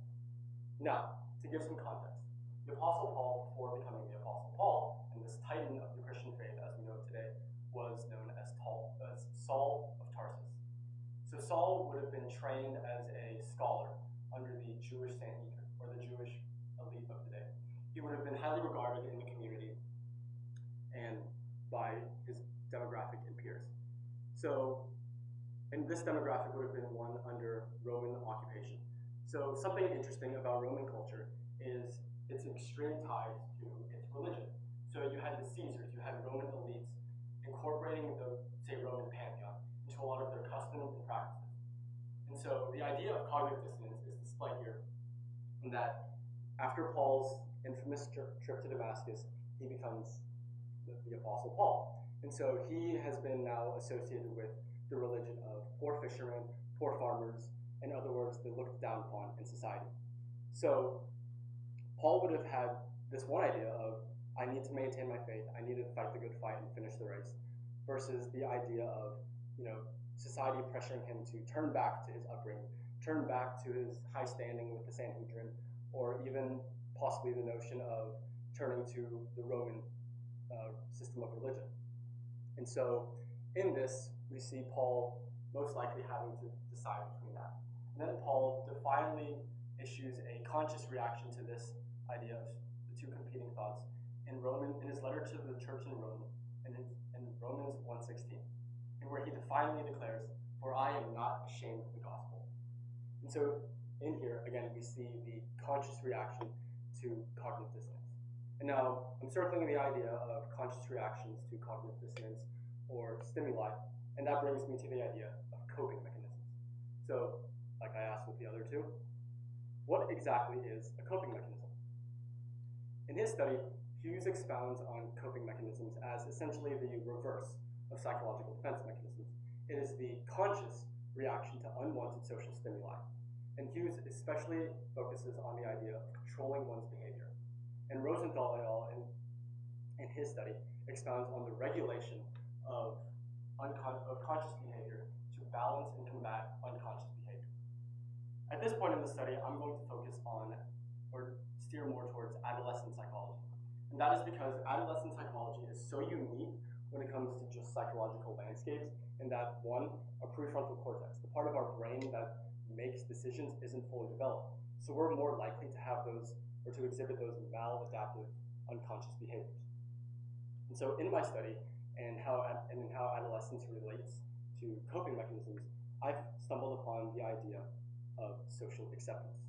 So in Vartanian's study, he studied a grouping of middle and high schoolers and how they interacted with others in their everyday lives. And the study found that if an adolescent was made to feel a form of social acceptance, if he felt accepted by his peer group, by his friend group, even by his parents, the adolescent's mental health was significantly better than adolescents who, say, didn't feel as socially accepted. And so this led me to ask the question, if this one little aspect of social acceptance can do wonders for an adolescent's mental health, then why do we have the current teenage mental health crisis that we do have? And so as I researched more, I stumbled upon a study by Hart in 2014 that discusses the prominence of temporary coping within the information available to adolescents. And temporary coping, just to explain the study, is the idea of those quick, momentary responses after stressful situations that help level out an adolescent. So it's the four square breathing, if you're familiar with that. Breathing in for 4 seconds, and then so forth. Or it's the idea of, this is one of my favorites, squirting glue on your hand and then peeling it off to help deal with anxiety. And so this prominence of temporary coping, I found, is one of the main problems in just the prominence of poor mental health in adolescence, as there's no way to, while those coping strategies are good in the moment, they do nothing to help prevent future instances of poor mental health. And so this leads me to my research gap and why I'm conducting my study. So again, my study is derived from the lack of practical coping for adolescents and the prevention of future episodes of poor mental health. And so this leads my study to be more focused on a pragmatic combating of the rise and prevalence of those quick fixes, to maladaptive behavior. Now, all this led me to ask the question, what defense mechanisms most prominently exhibit themselves in adolescence, and how can they most effectively be coped with? And so again, it's the second part of my research question aims to provide a more substantial amount of information to adolescents and how to better cope with situations to where maybe one day adolescents won't be needing to squirt glue on their hands to deal with stress. So I'll be answering this question in the following of my senior year by first conducting a collection of participants using statistical simplified random sampling, where I'll be collecting a populace of adolescents from the greater Houston area, meaning high schools like Stratford, Memorial, and of course, Houston Christian.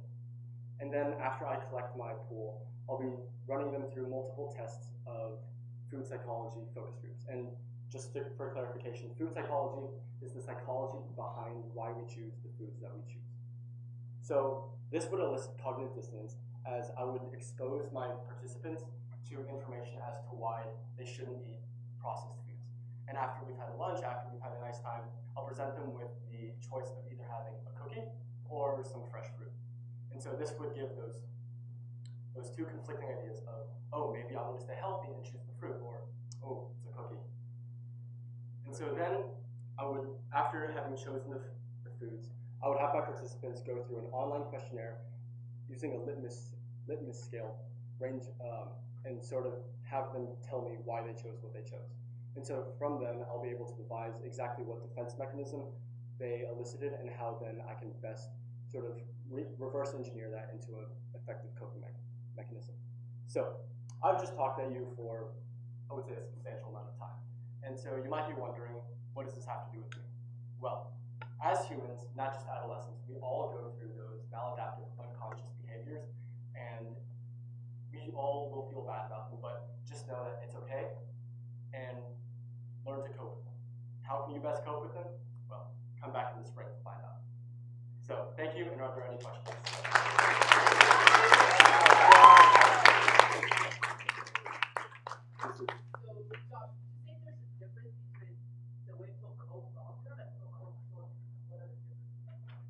I would say that there are definite differences, and the short-term coping would involve more of those quick fixes, those reliefs of, say, one of the best examples is instant gratification. You know, to help cope, people will eat like ice cream or something that makes them feel good in the instant, but won't do anything in the long term. And so those long-term coping devices are what is less prominently shown in the information about coping, but that is what I hope to find out in my study. Totally. So for your first example with the kid in the candy store, if the kid was given his favorite candy tied to a negative, like a chore or something, would he still have had that denial suppression kind of mental coping, or would he have like a different method? That goes beyond the scope of my research, but based on my research, I would most likely assume that negative addition to the, say, candy bar would have elicited more of that cognitive dissonance to where, you know, it would just add another layer to, I want the candy, but then there's the negative repercussion. Andrew? Could short-term coping be good to a certain extent in any situation at all?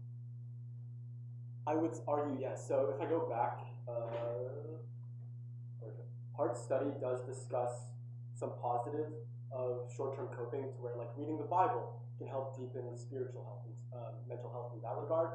But overall, the information given to adolescents, say through therapists or through public organizations, honestly would do more harm in the long run, as it hooks the adolescent onto a reliance on those short-term coping instead of just a one coping mechanism that handles everything. Evan?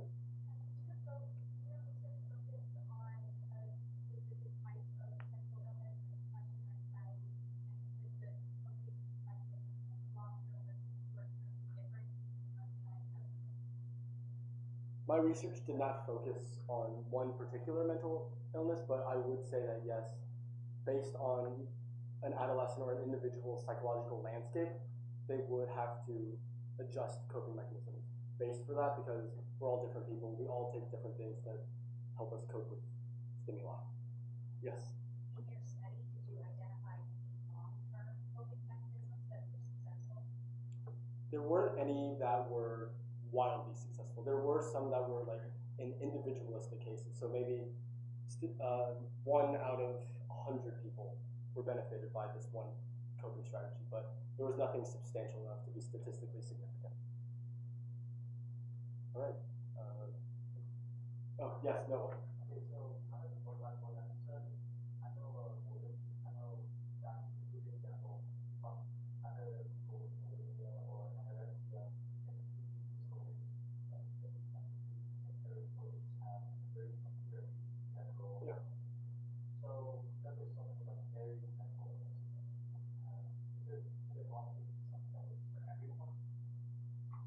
Going back to Evan's question, it would be very unlikely that there would be one coping strategy that would be universal, just due to the fact that we've all had different life experiences, we're all different people, and so again, different things help different people cope. Josiah? So how would you say coping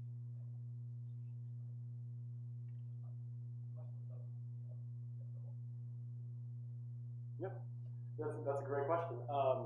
So as we mature and we come across different life experiences, we come across different things that we think work for us and things that don't. So say if a child goes to the maladaptive coping strategy of eating ice cream after a breakup or something, the more mature, after having gone through, say, multiple relationships, would know that, maybe that one wasn't the one for me, and there are multiple fish in the sea. It's that rationalization versus that more destructive behavior. Oh, I've been told that's all the time we have, so thank you.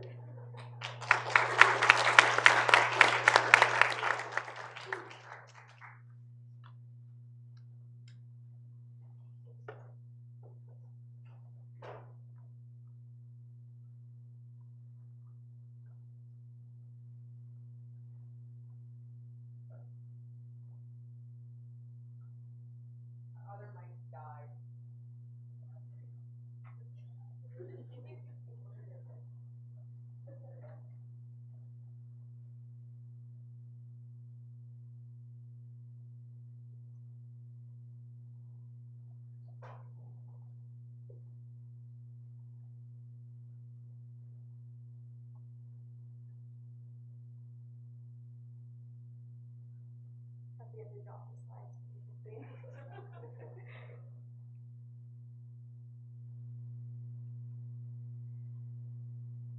Good evening, everyone.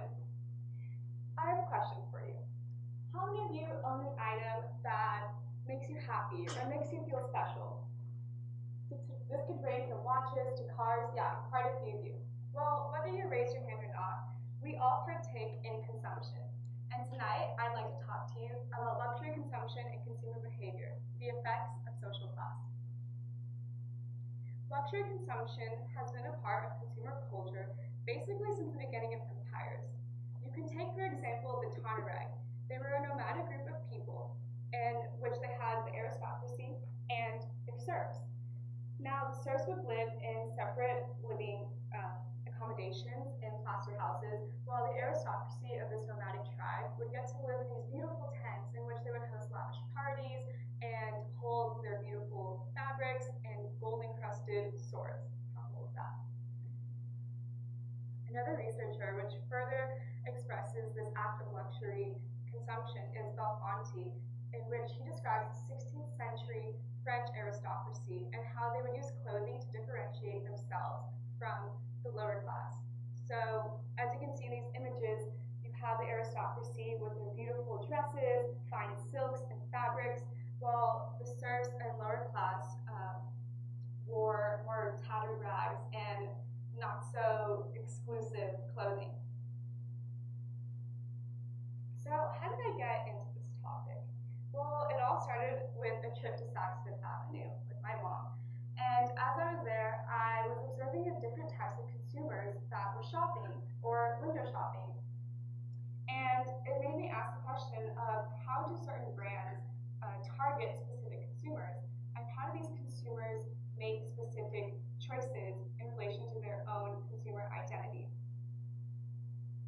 Another story which further piqued my interest was Chinese consumers. Amidst the pandemic, they were required to turn in their antigen tests, and they did this by using luxury shopping bags to put their COVID tests inside. So amidst lockdowns, they were still able to show off the brands that they associated themselves with, even during COVID.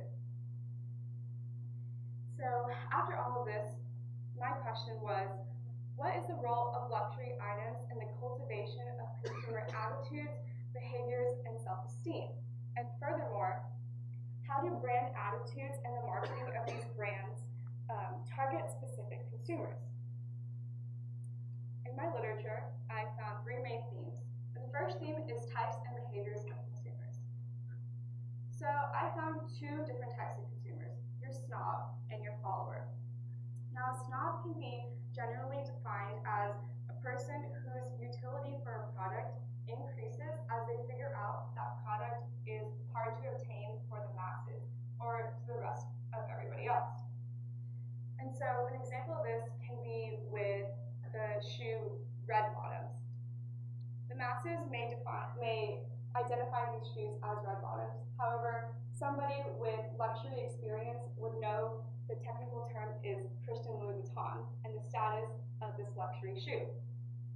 Now, on the other hand, you have your follower, and Amadas and Jane define a follower as a person whose utility for a product increases as the product actually becomes more widely available to everybody else. Going off of this, Flynn et al. Specifically looked at materialism levels in both US and Korean consumers.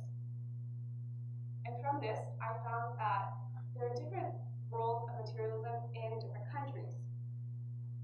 So what Flynn et al. Was able to find was that you have a collectivist culture and an individualistic culture.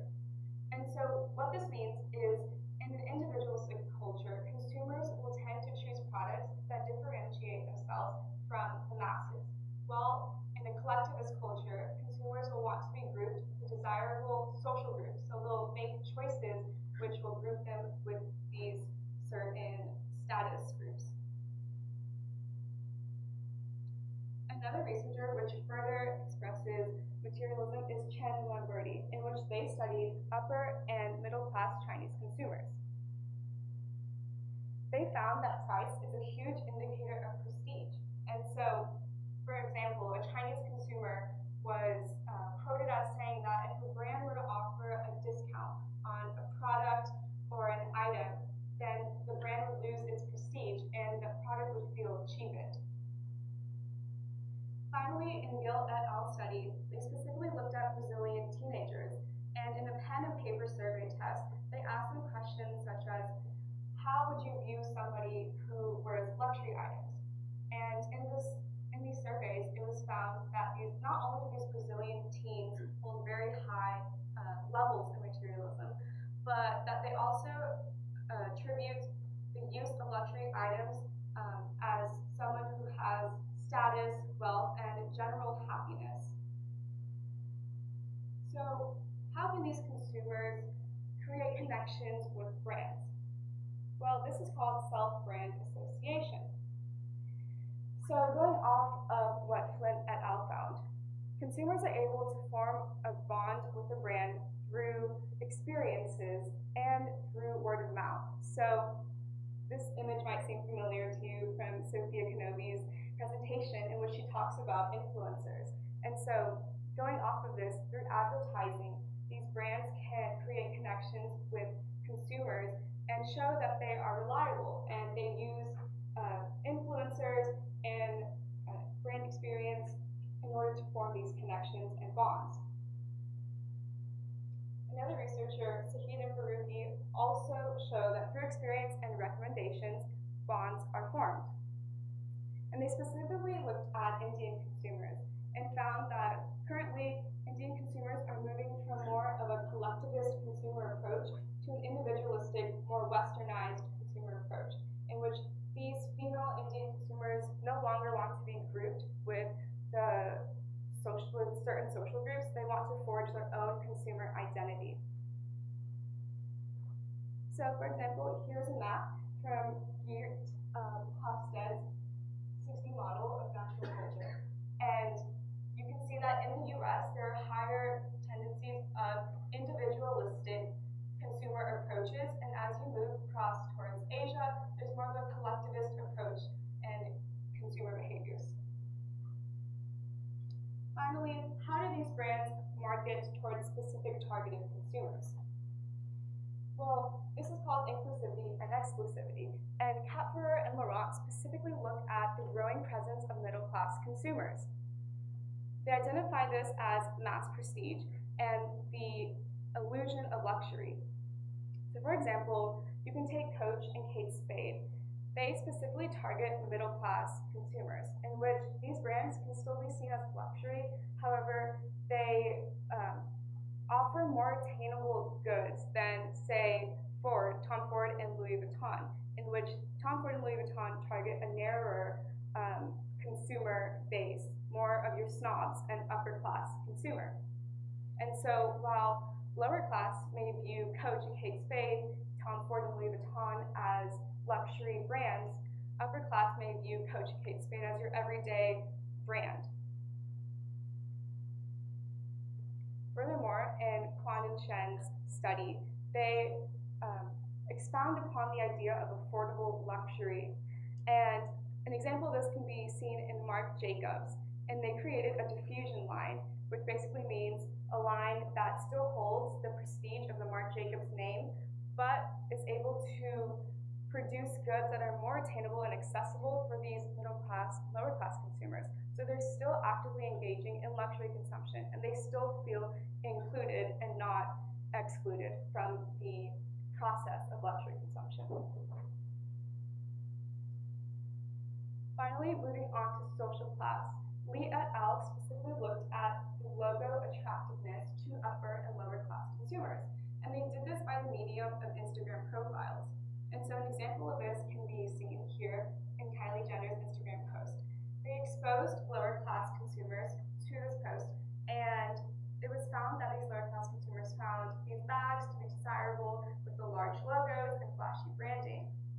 However, when upper class consumers were exposed to these types of posts, the desirability and attractiveness of these brands was depleted.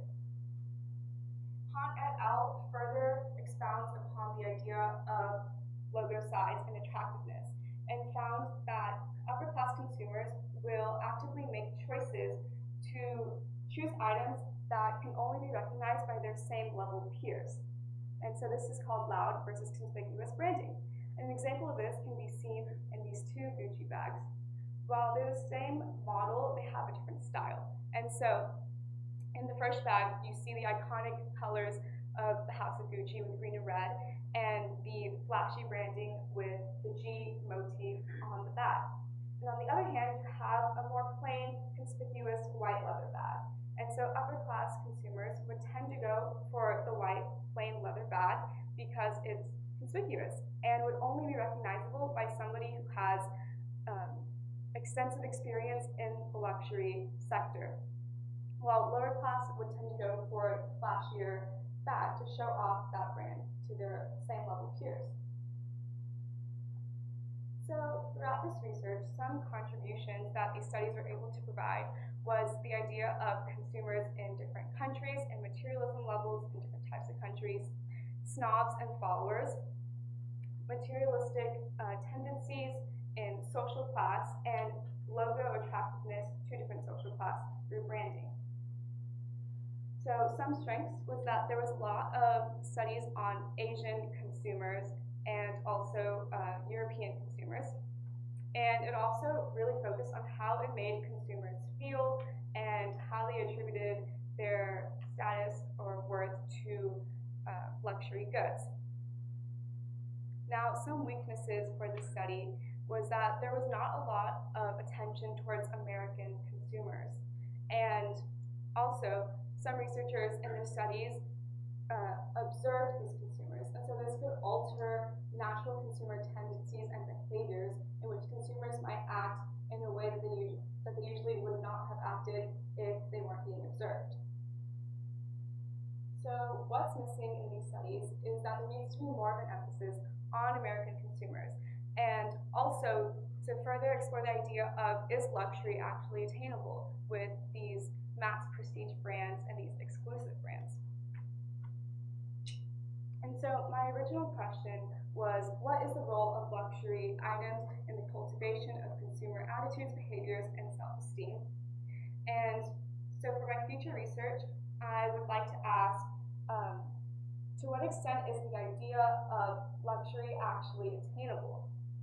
And I would like to do this by conducting a survey in the Galleria, and I would specifically choose the Galleria because you have different types of brands, like your exclusive brands such as Tom Ford, Chanel, and your brands that are targeted more towards middle class, such as Tory Burch or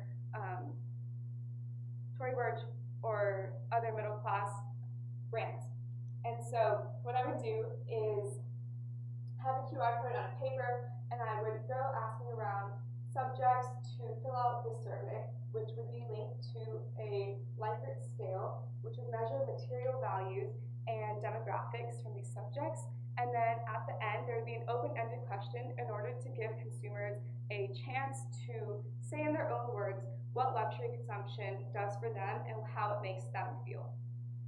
And so I believe that this is a very important study because we consumers are fueling a multi-billion-dollar industry in which we can use luxury items to help boost our self-esteem or even make ourselves associated with certain social groups and elevate our status. Thank you, and are there any questions?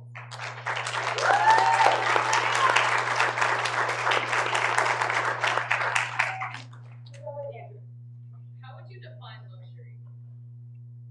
So there was a study that in Kepler and Laurence, he asked that question, and specifically with French upper and lower class, and he found that there is a huge dichotomy in what is actually defined as luxury. So he used an example of watches, like men's watches, and lower class would define like a luxury watch to start at 100 euros, while upper class would define it as starting at 3,000 euros. So obviously, huge difference. So that's the question of what is luxury? Is it actually attainable for consumers?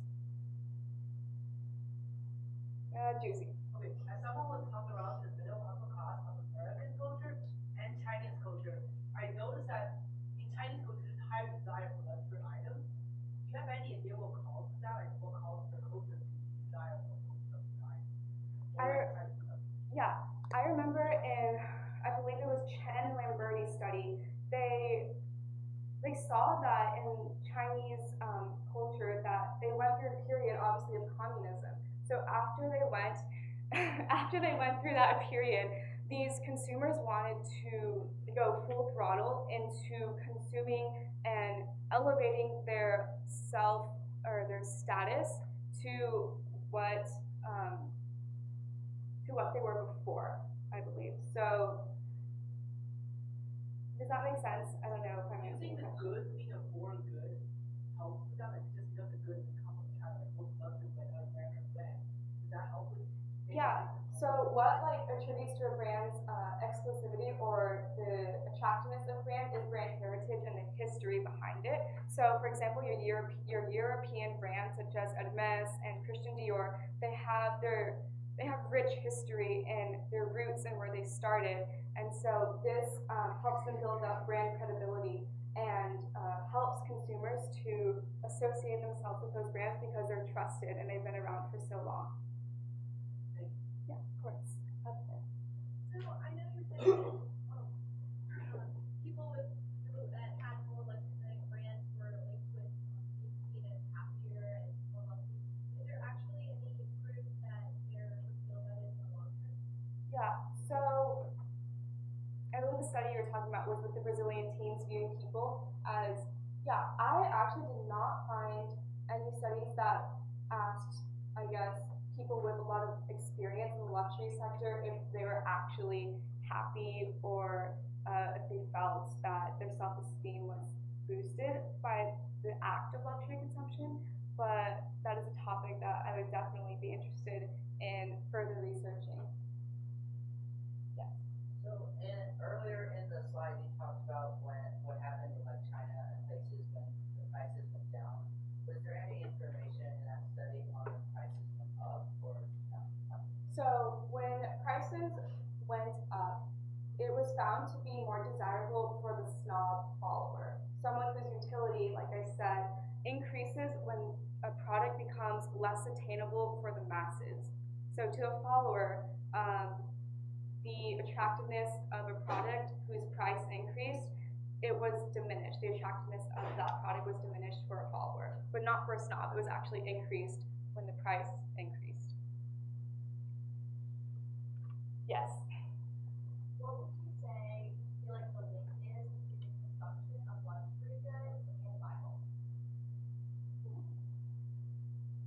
Well, I know in the Bible, I believe it's in Matthew chapter 16, it talks about how we should attribute our status and our treasures to the works we do here on earth. And so physical treasures that we have here on earth that we obtain, in the end, they'll fade away, and they're not eternal as our works are in heaven.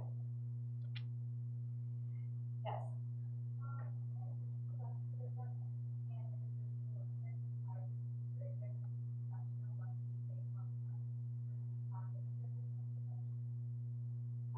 In terms of prize and collectivist cultures, that, I'm trying to remember. I don't believe that they really touched upon the aspect of price in like a collectivist and individualistic culture. It was more talking about how like choosing a certain product will differentiate them from like the masses, but they weren't talking about like price indication like that. Yes. Is there a reason why certain like really wealthy people tend to live a more minimalistic life as opposed to just wanting to brag about their status, like when some like more middle class people buy luxury items? That's a very good question. Well, the idea of ethical practices and social corporate responsibility, how a brand sources their like leather goods or the labor that they're using has become very popularized in the luxury sector. And so the idea of like a minimalistic lifestyle probably is affected by the trendiness of social corporate responsibility and the idea of obtaining like ethical practices and values. Does that answer your question? All right, that's all. Thank you guys so much.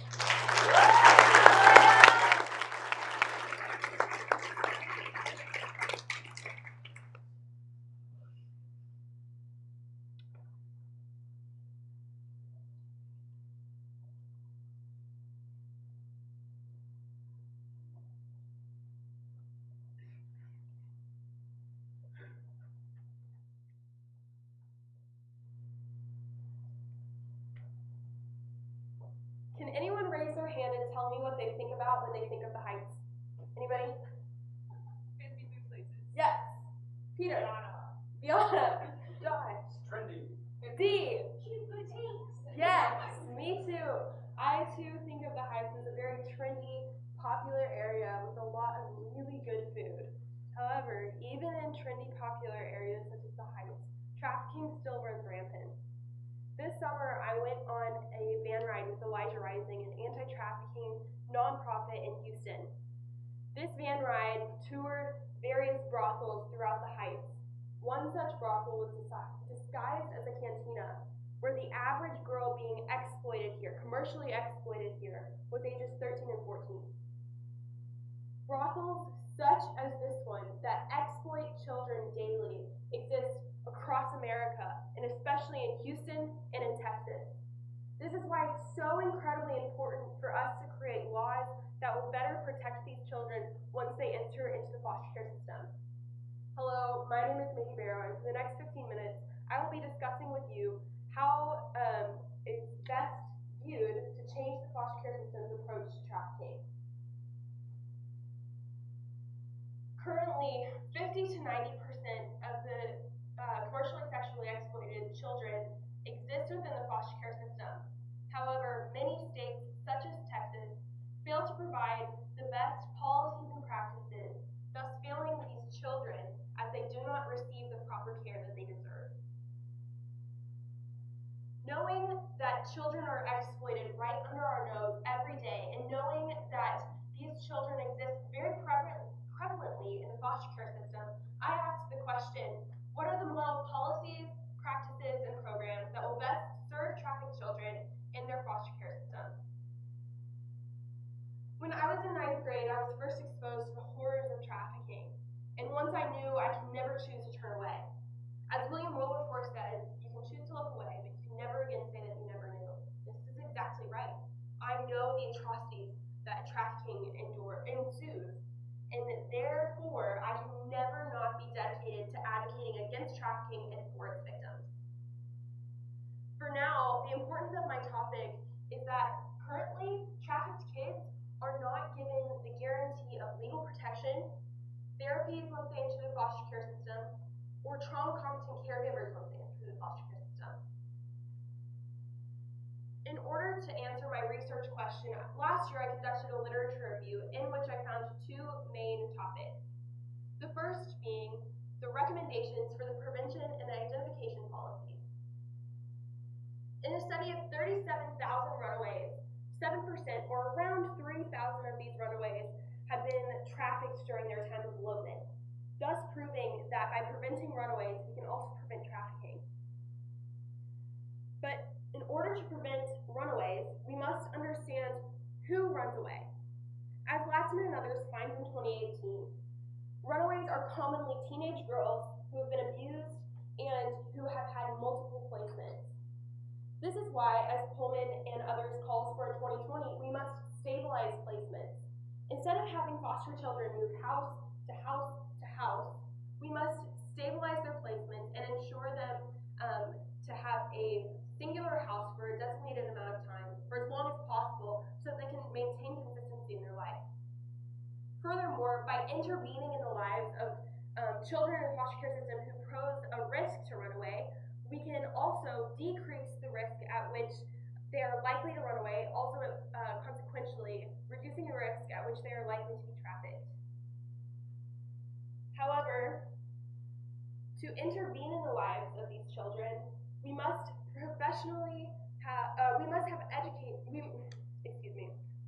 have professionals who are educated about commercial sexual exploitation of children. Currently, as Gonzalez Pons and others find, most professionals who deal closely with trafficked children do not and cannot give you an accurate definition about CSEC or the commercial sexual exploitation. They do not know what it is. This is a problem and extremely concerning because children who have been trafficked have a very distinct set of needs that need to be catered to. And without the knowledge about what trafficking is and how it affects children, these professionals cannot cater to these needs. Furthermore, it's important for professionals who deal closely with children who have been trafficked to know how to communicate with these children when they are trying to identify them as a victim. In this communication, it's important for them to not re-traumatize or trigger these children, and through the education of these professionals, this can be prevented. Education of these professionals can look like state-mandated assessments, seminars, and classes. Besides prevention and identification policies, I also found recommendations for post-trafficking policies.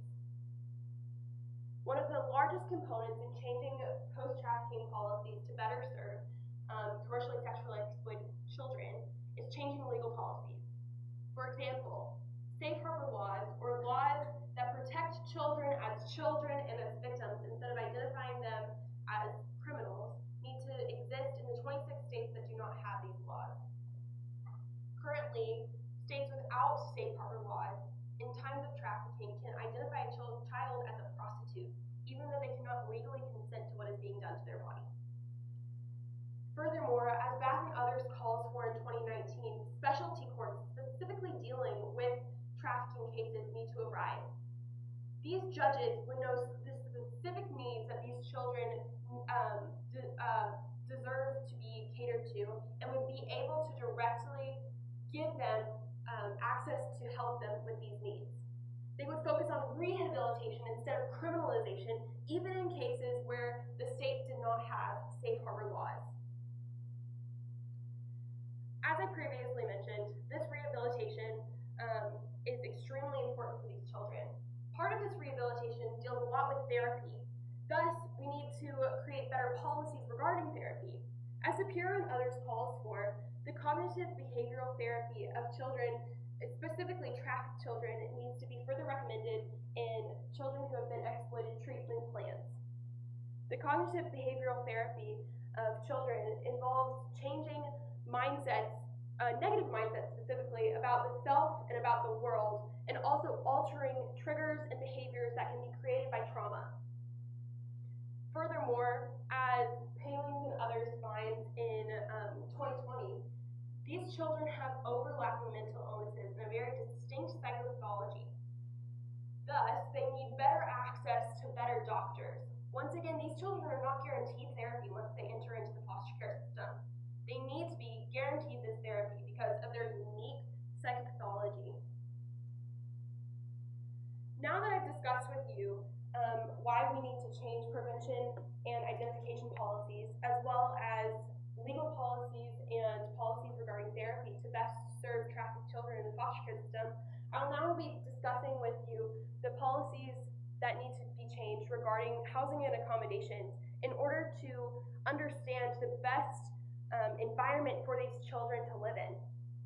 These placements need to be, as Pullman and others calls for, stable. Once again, these children do not need to be moved from house to house to house. These children need to have a consistent place to live in during their time of foster care. Furthermore, these placements need to be focused on educating these children about how to have safe relationships, about how to protect themselves, and how to get out of unsafe relationships. As Hominu and O'Grady also calls for, these children need to be given access to long-term care. This means that extended care, or foster care that extends past the age of 18 and until the ages of 21 to 24, need to be allowed for these children as need be. These placements also need to be properly equipped with trauma-competent caregivers and with proper safety measures and with access to therapies and various doctors. And finally, these placements should not be expected to follow a cookie-cutter protocol. Once again, each child has a distinct psychopathology, and these children have unique trauma. Therefore, each child should be individually catered to. These children are not all the same, and they shouldn't be treated as such. In conclusion, I found that the research that I studied was highly specialized and only dealt with one type of policy matter. Furthermore, they pulled from an array of professionals and child trafficking survivors in order to influence their methodologies. And finally, they found clear recommendations for future studies and for policy changes. However, these studies were too specific. They only dealt on one type of sub-policy within one of the major policies that I discussed, like prevention and identification policies or post-trafficking policies. And they only pulled from one occupation. For example, they would only pull from doctors or lawyers or social workers, making these studies not cohesive in their findings and leaving their findings disjointed and oftentimes in disagreement. So what is missing? A holistic recommendation that pulls from a multi-occupational group and a cohesive input. This means a study needs to be created that will not only focus on the prevention and identification policies, but also post-trafficking policies as it relates to children who have been trafficked to enter into the foster care system. And this study does not need to only pull on one type of professional, such as a doctor or a lawyer or a social worker. Rather, it needs to pull from an amalgamation of professionals that deal closely with trafficked children, thus creating a cohesive input and a cohesive recommendation for policy change. This is the exact gap in my research that I am deciding to fill. Knowing this, I asked the question, what are the best policies and practices regarding the care of trafficked youth in the foster care system as seen by formerly trafficked youth, as well as an array of professionals that work closely with trafficked youth and or foster youth? I know this is a big question, so in order to answer it, I'm creating a multi-occupational focus group where I will poll doctors, lawyers, social workers, psychologists, nonprofit leaders, and others to deal closely, once again, with children who have been trafficked or foster youth in order to create a very cohesive methodology. I will then take this group and have around, I'm guessing, 3 times to meet with them. During these meetings, I will pose various questions, such as, what do you think is the best way to prevent trafficking? What do you see it in your field as? Then these people would have a designated amount of time, I'm assuming 15 to 30 minutes, to discuss this question and come up with a cohesive and detailed answer as a group. They would then give me this answer, and then I would take it into consideration, comparing it with the current literature that I've already found. After doing this, and after collecting all of the answers to all of my questions, I will be putting them in a comprehensive paper where I will then be creating a comprehensive policy recommendation and then sending it to the state of Texas and various lawmakers to be considered as a bill. Thank you for your time, and are there any questions?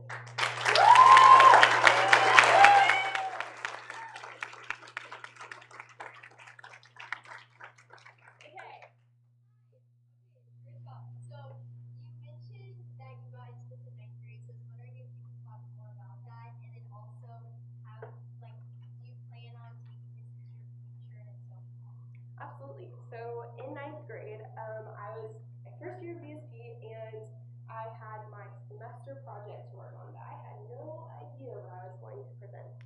So one night I was laying in my bed, and I was just talking with God. I was like, God, what do you want me to do? And for some reason, I really had never heard of it before, but I felt very strongly that I needed to talk about sex trafficking. And when I heard this from Jesus, I was like, hold on, I'm 15. What do you mean you want me to research sex trafficking and advocate against it? And I was like, okay, maybe I'm not going to do this, I'll do something else. Then the next day, I went to a walkout with my church where we were told that we were going to a coffee shop, and we ended up going to an anti-trafficking coffee shop, and one very amazing nonprofit leader in Houston gave us a discussion about how we needed to become advocates about the horrors of trafficking. And so that was very clear to me. Okay, God, I got it. I'll do this. And then throughout my research and just learning about the horrors of what trafficking entails and what the commercial sexual exploitation of a child is, I can never turn my back on this. And so I'm hoping to go through college and hopefully become a significant part in the nonprofit world that advocates against trafficking. When you were looking at like the runaway statistics earlier, is there like a certain age at which a child is more likely to run away, or was that not? Yes. So it's teenage girls. So it's actually prepubescent and teenage girls. So around 12 to I think it was 17. How would you bring awareness to CSEC, both professionals and to the general public? Well, this happens a lot through nonprofits. Nonprofits, especially when they have a loud voice, can do this through media, as Jackie and Sophia were talking about earlier. But through media, especially, ideas can spread. And not only through this, but through workplace knowledge and workplace seminars. Does that answer your question? Why do you think Texas specifically has failed to put the proper policy? Oh, great question. So currently, Texas does not have a safe harbor law. So Texas, although they passed it in the House and the Senate, the governor did not sign it. So this means that children in Texas who are in cases of trafficking are allowed to be prosecuted as a prostitute instead of being treated as a victim. So a great example of this is unfortunately a case in Iowa where a girl was trafficked and she shot her trafficker, and now she is having to pay reparations to the trafficker's family because she is being treated as a criminal instead of as a victim and out of self-defense. So not only do they not have a safe harbor law, but there's a lot going on right now about Texas foster care and group homes and what that looks like. So, and also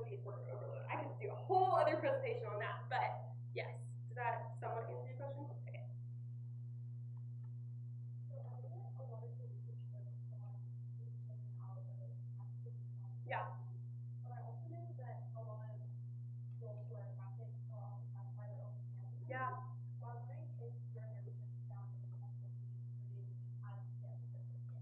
Yes. So actually, I think it's around 41% of all children who are trafficked by their family members.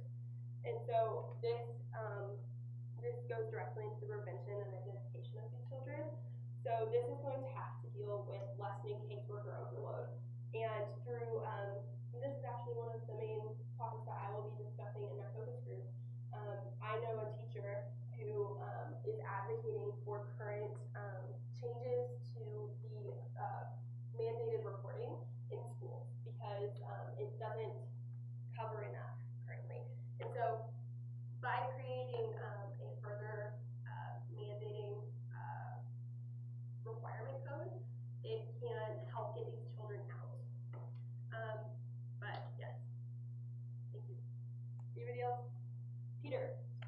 So under your housing and accommodation policy, you mentioned that the traffic trauma competent caregiver would who these people be and how would they qualify for that? Yes, great question. So currently foster care parents are required to, Mom, and I think you can talk a little bit more about this. Sorry, my mom's a foster care lawyer. But they're currently required to be certified as a foster parent. However, I'm advocating for parents who specifically desire to help these trafficked children to be certified as a trauma competent caregiver. So this would mean that they would have to go through a very long course where they would be certified to know the proper tools and ways that they can help these children in their time of care. Yes, ma'am. For telling me earlier today, that your case with a survivor who found someone who was talking about trauma complicated care, and again, I believe part of her story is she was trapped by her family and educating them someone that has one time or and read tell me a bit about what's being done to try and educate them on competent care, to educators. I would like to do some last spring, but Yes. So currently, various nonprofits throughout really the United States are offering trauma competent care classes.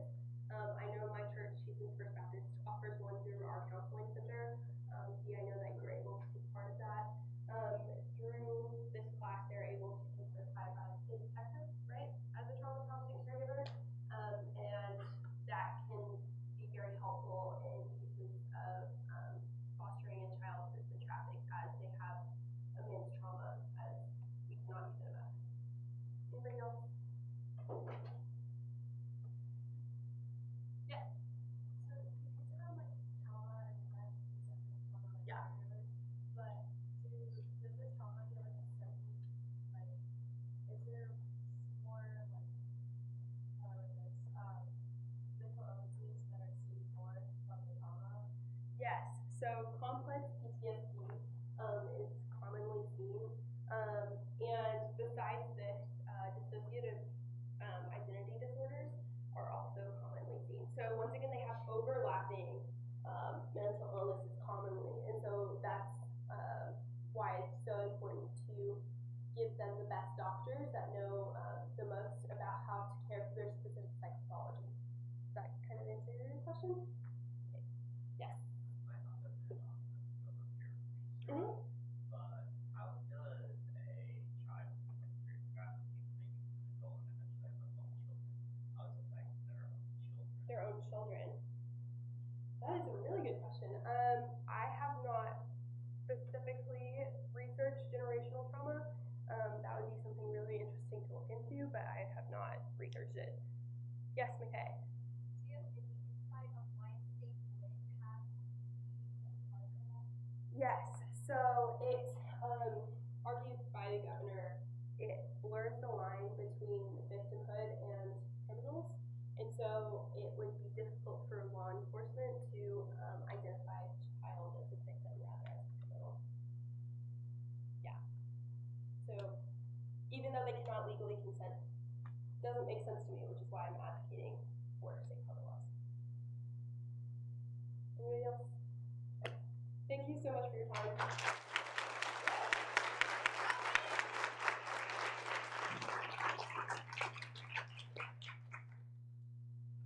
Alright, so that is the end of our presentation for today. There are two people that I'd like to shout out. One is Dr. Price, because I didn't see him at the beginning. And the second one would be Mrs. Stringer. She was heavily involved with the presentation process in helping our seniors kind of work on their presentations and making them all better. So she was extremely involved in making the wonderful presentations that you saw today.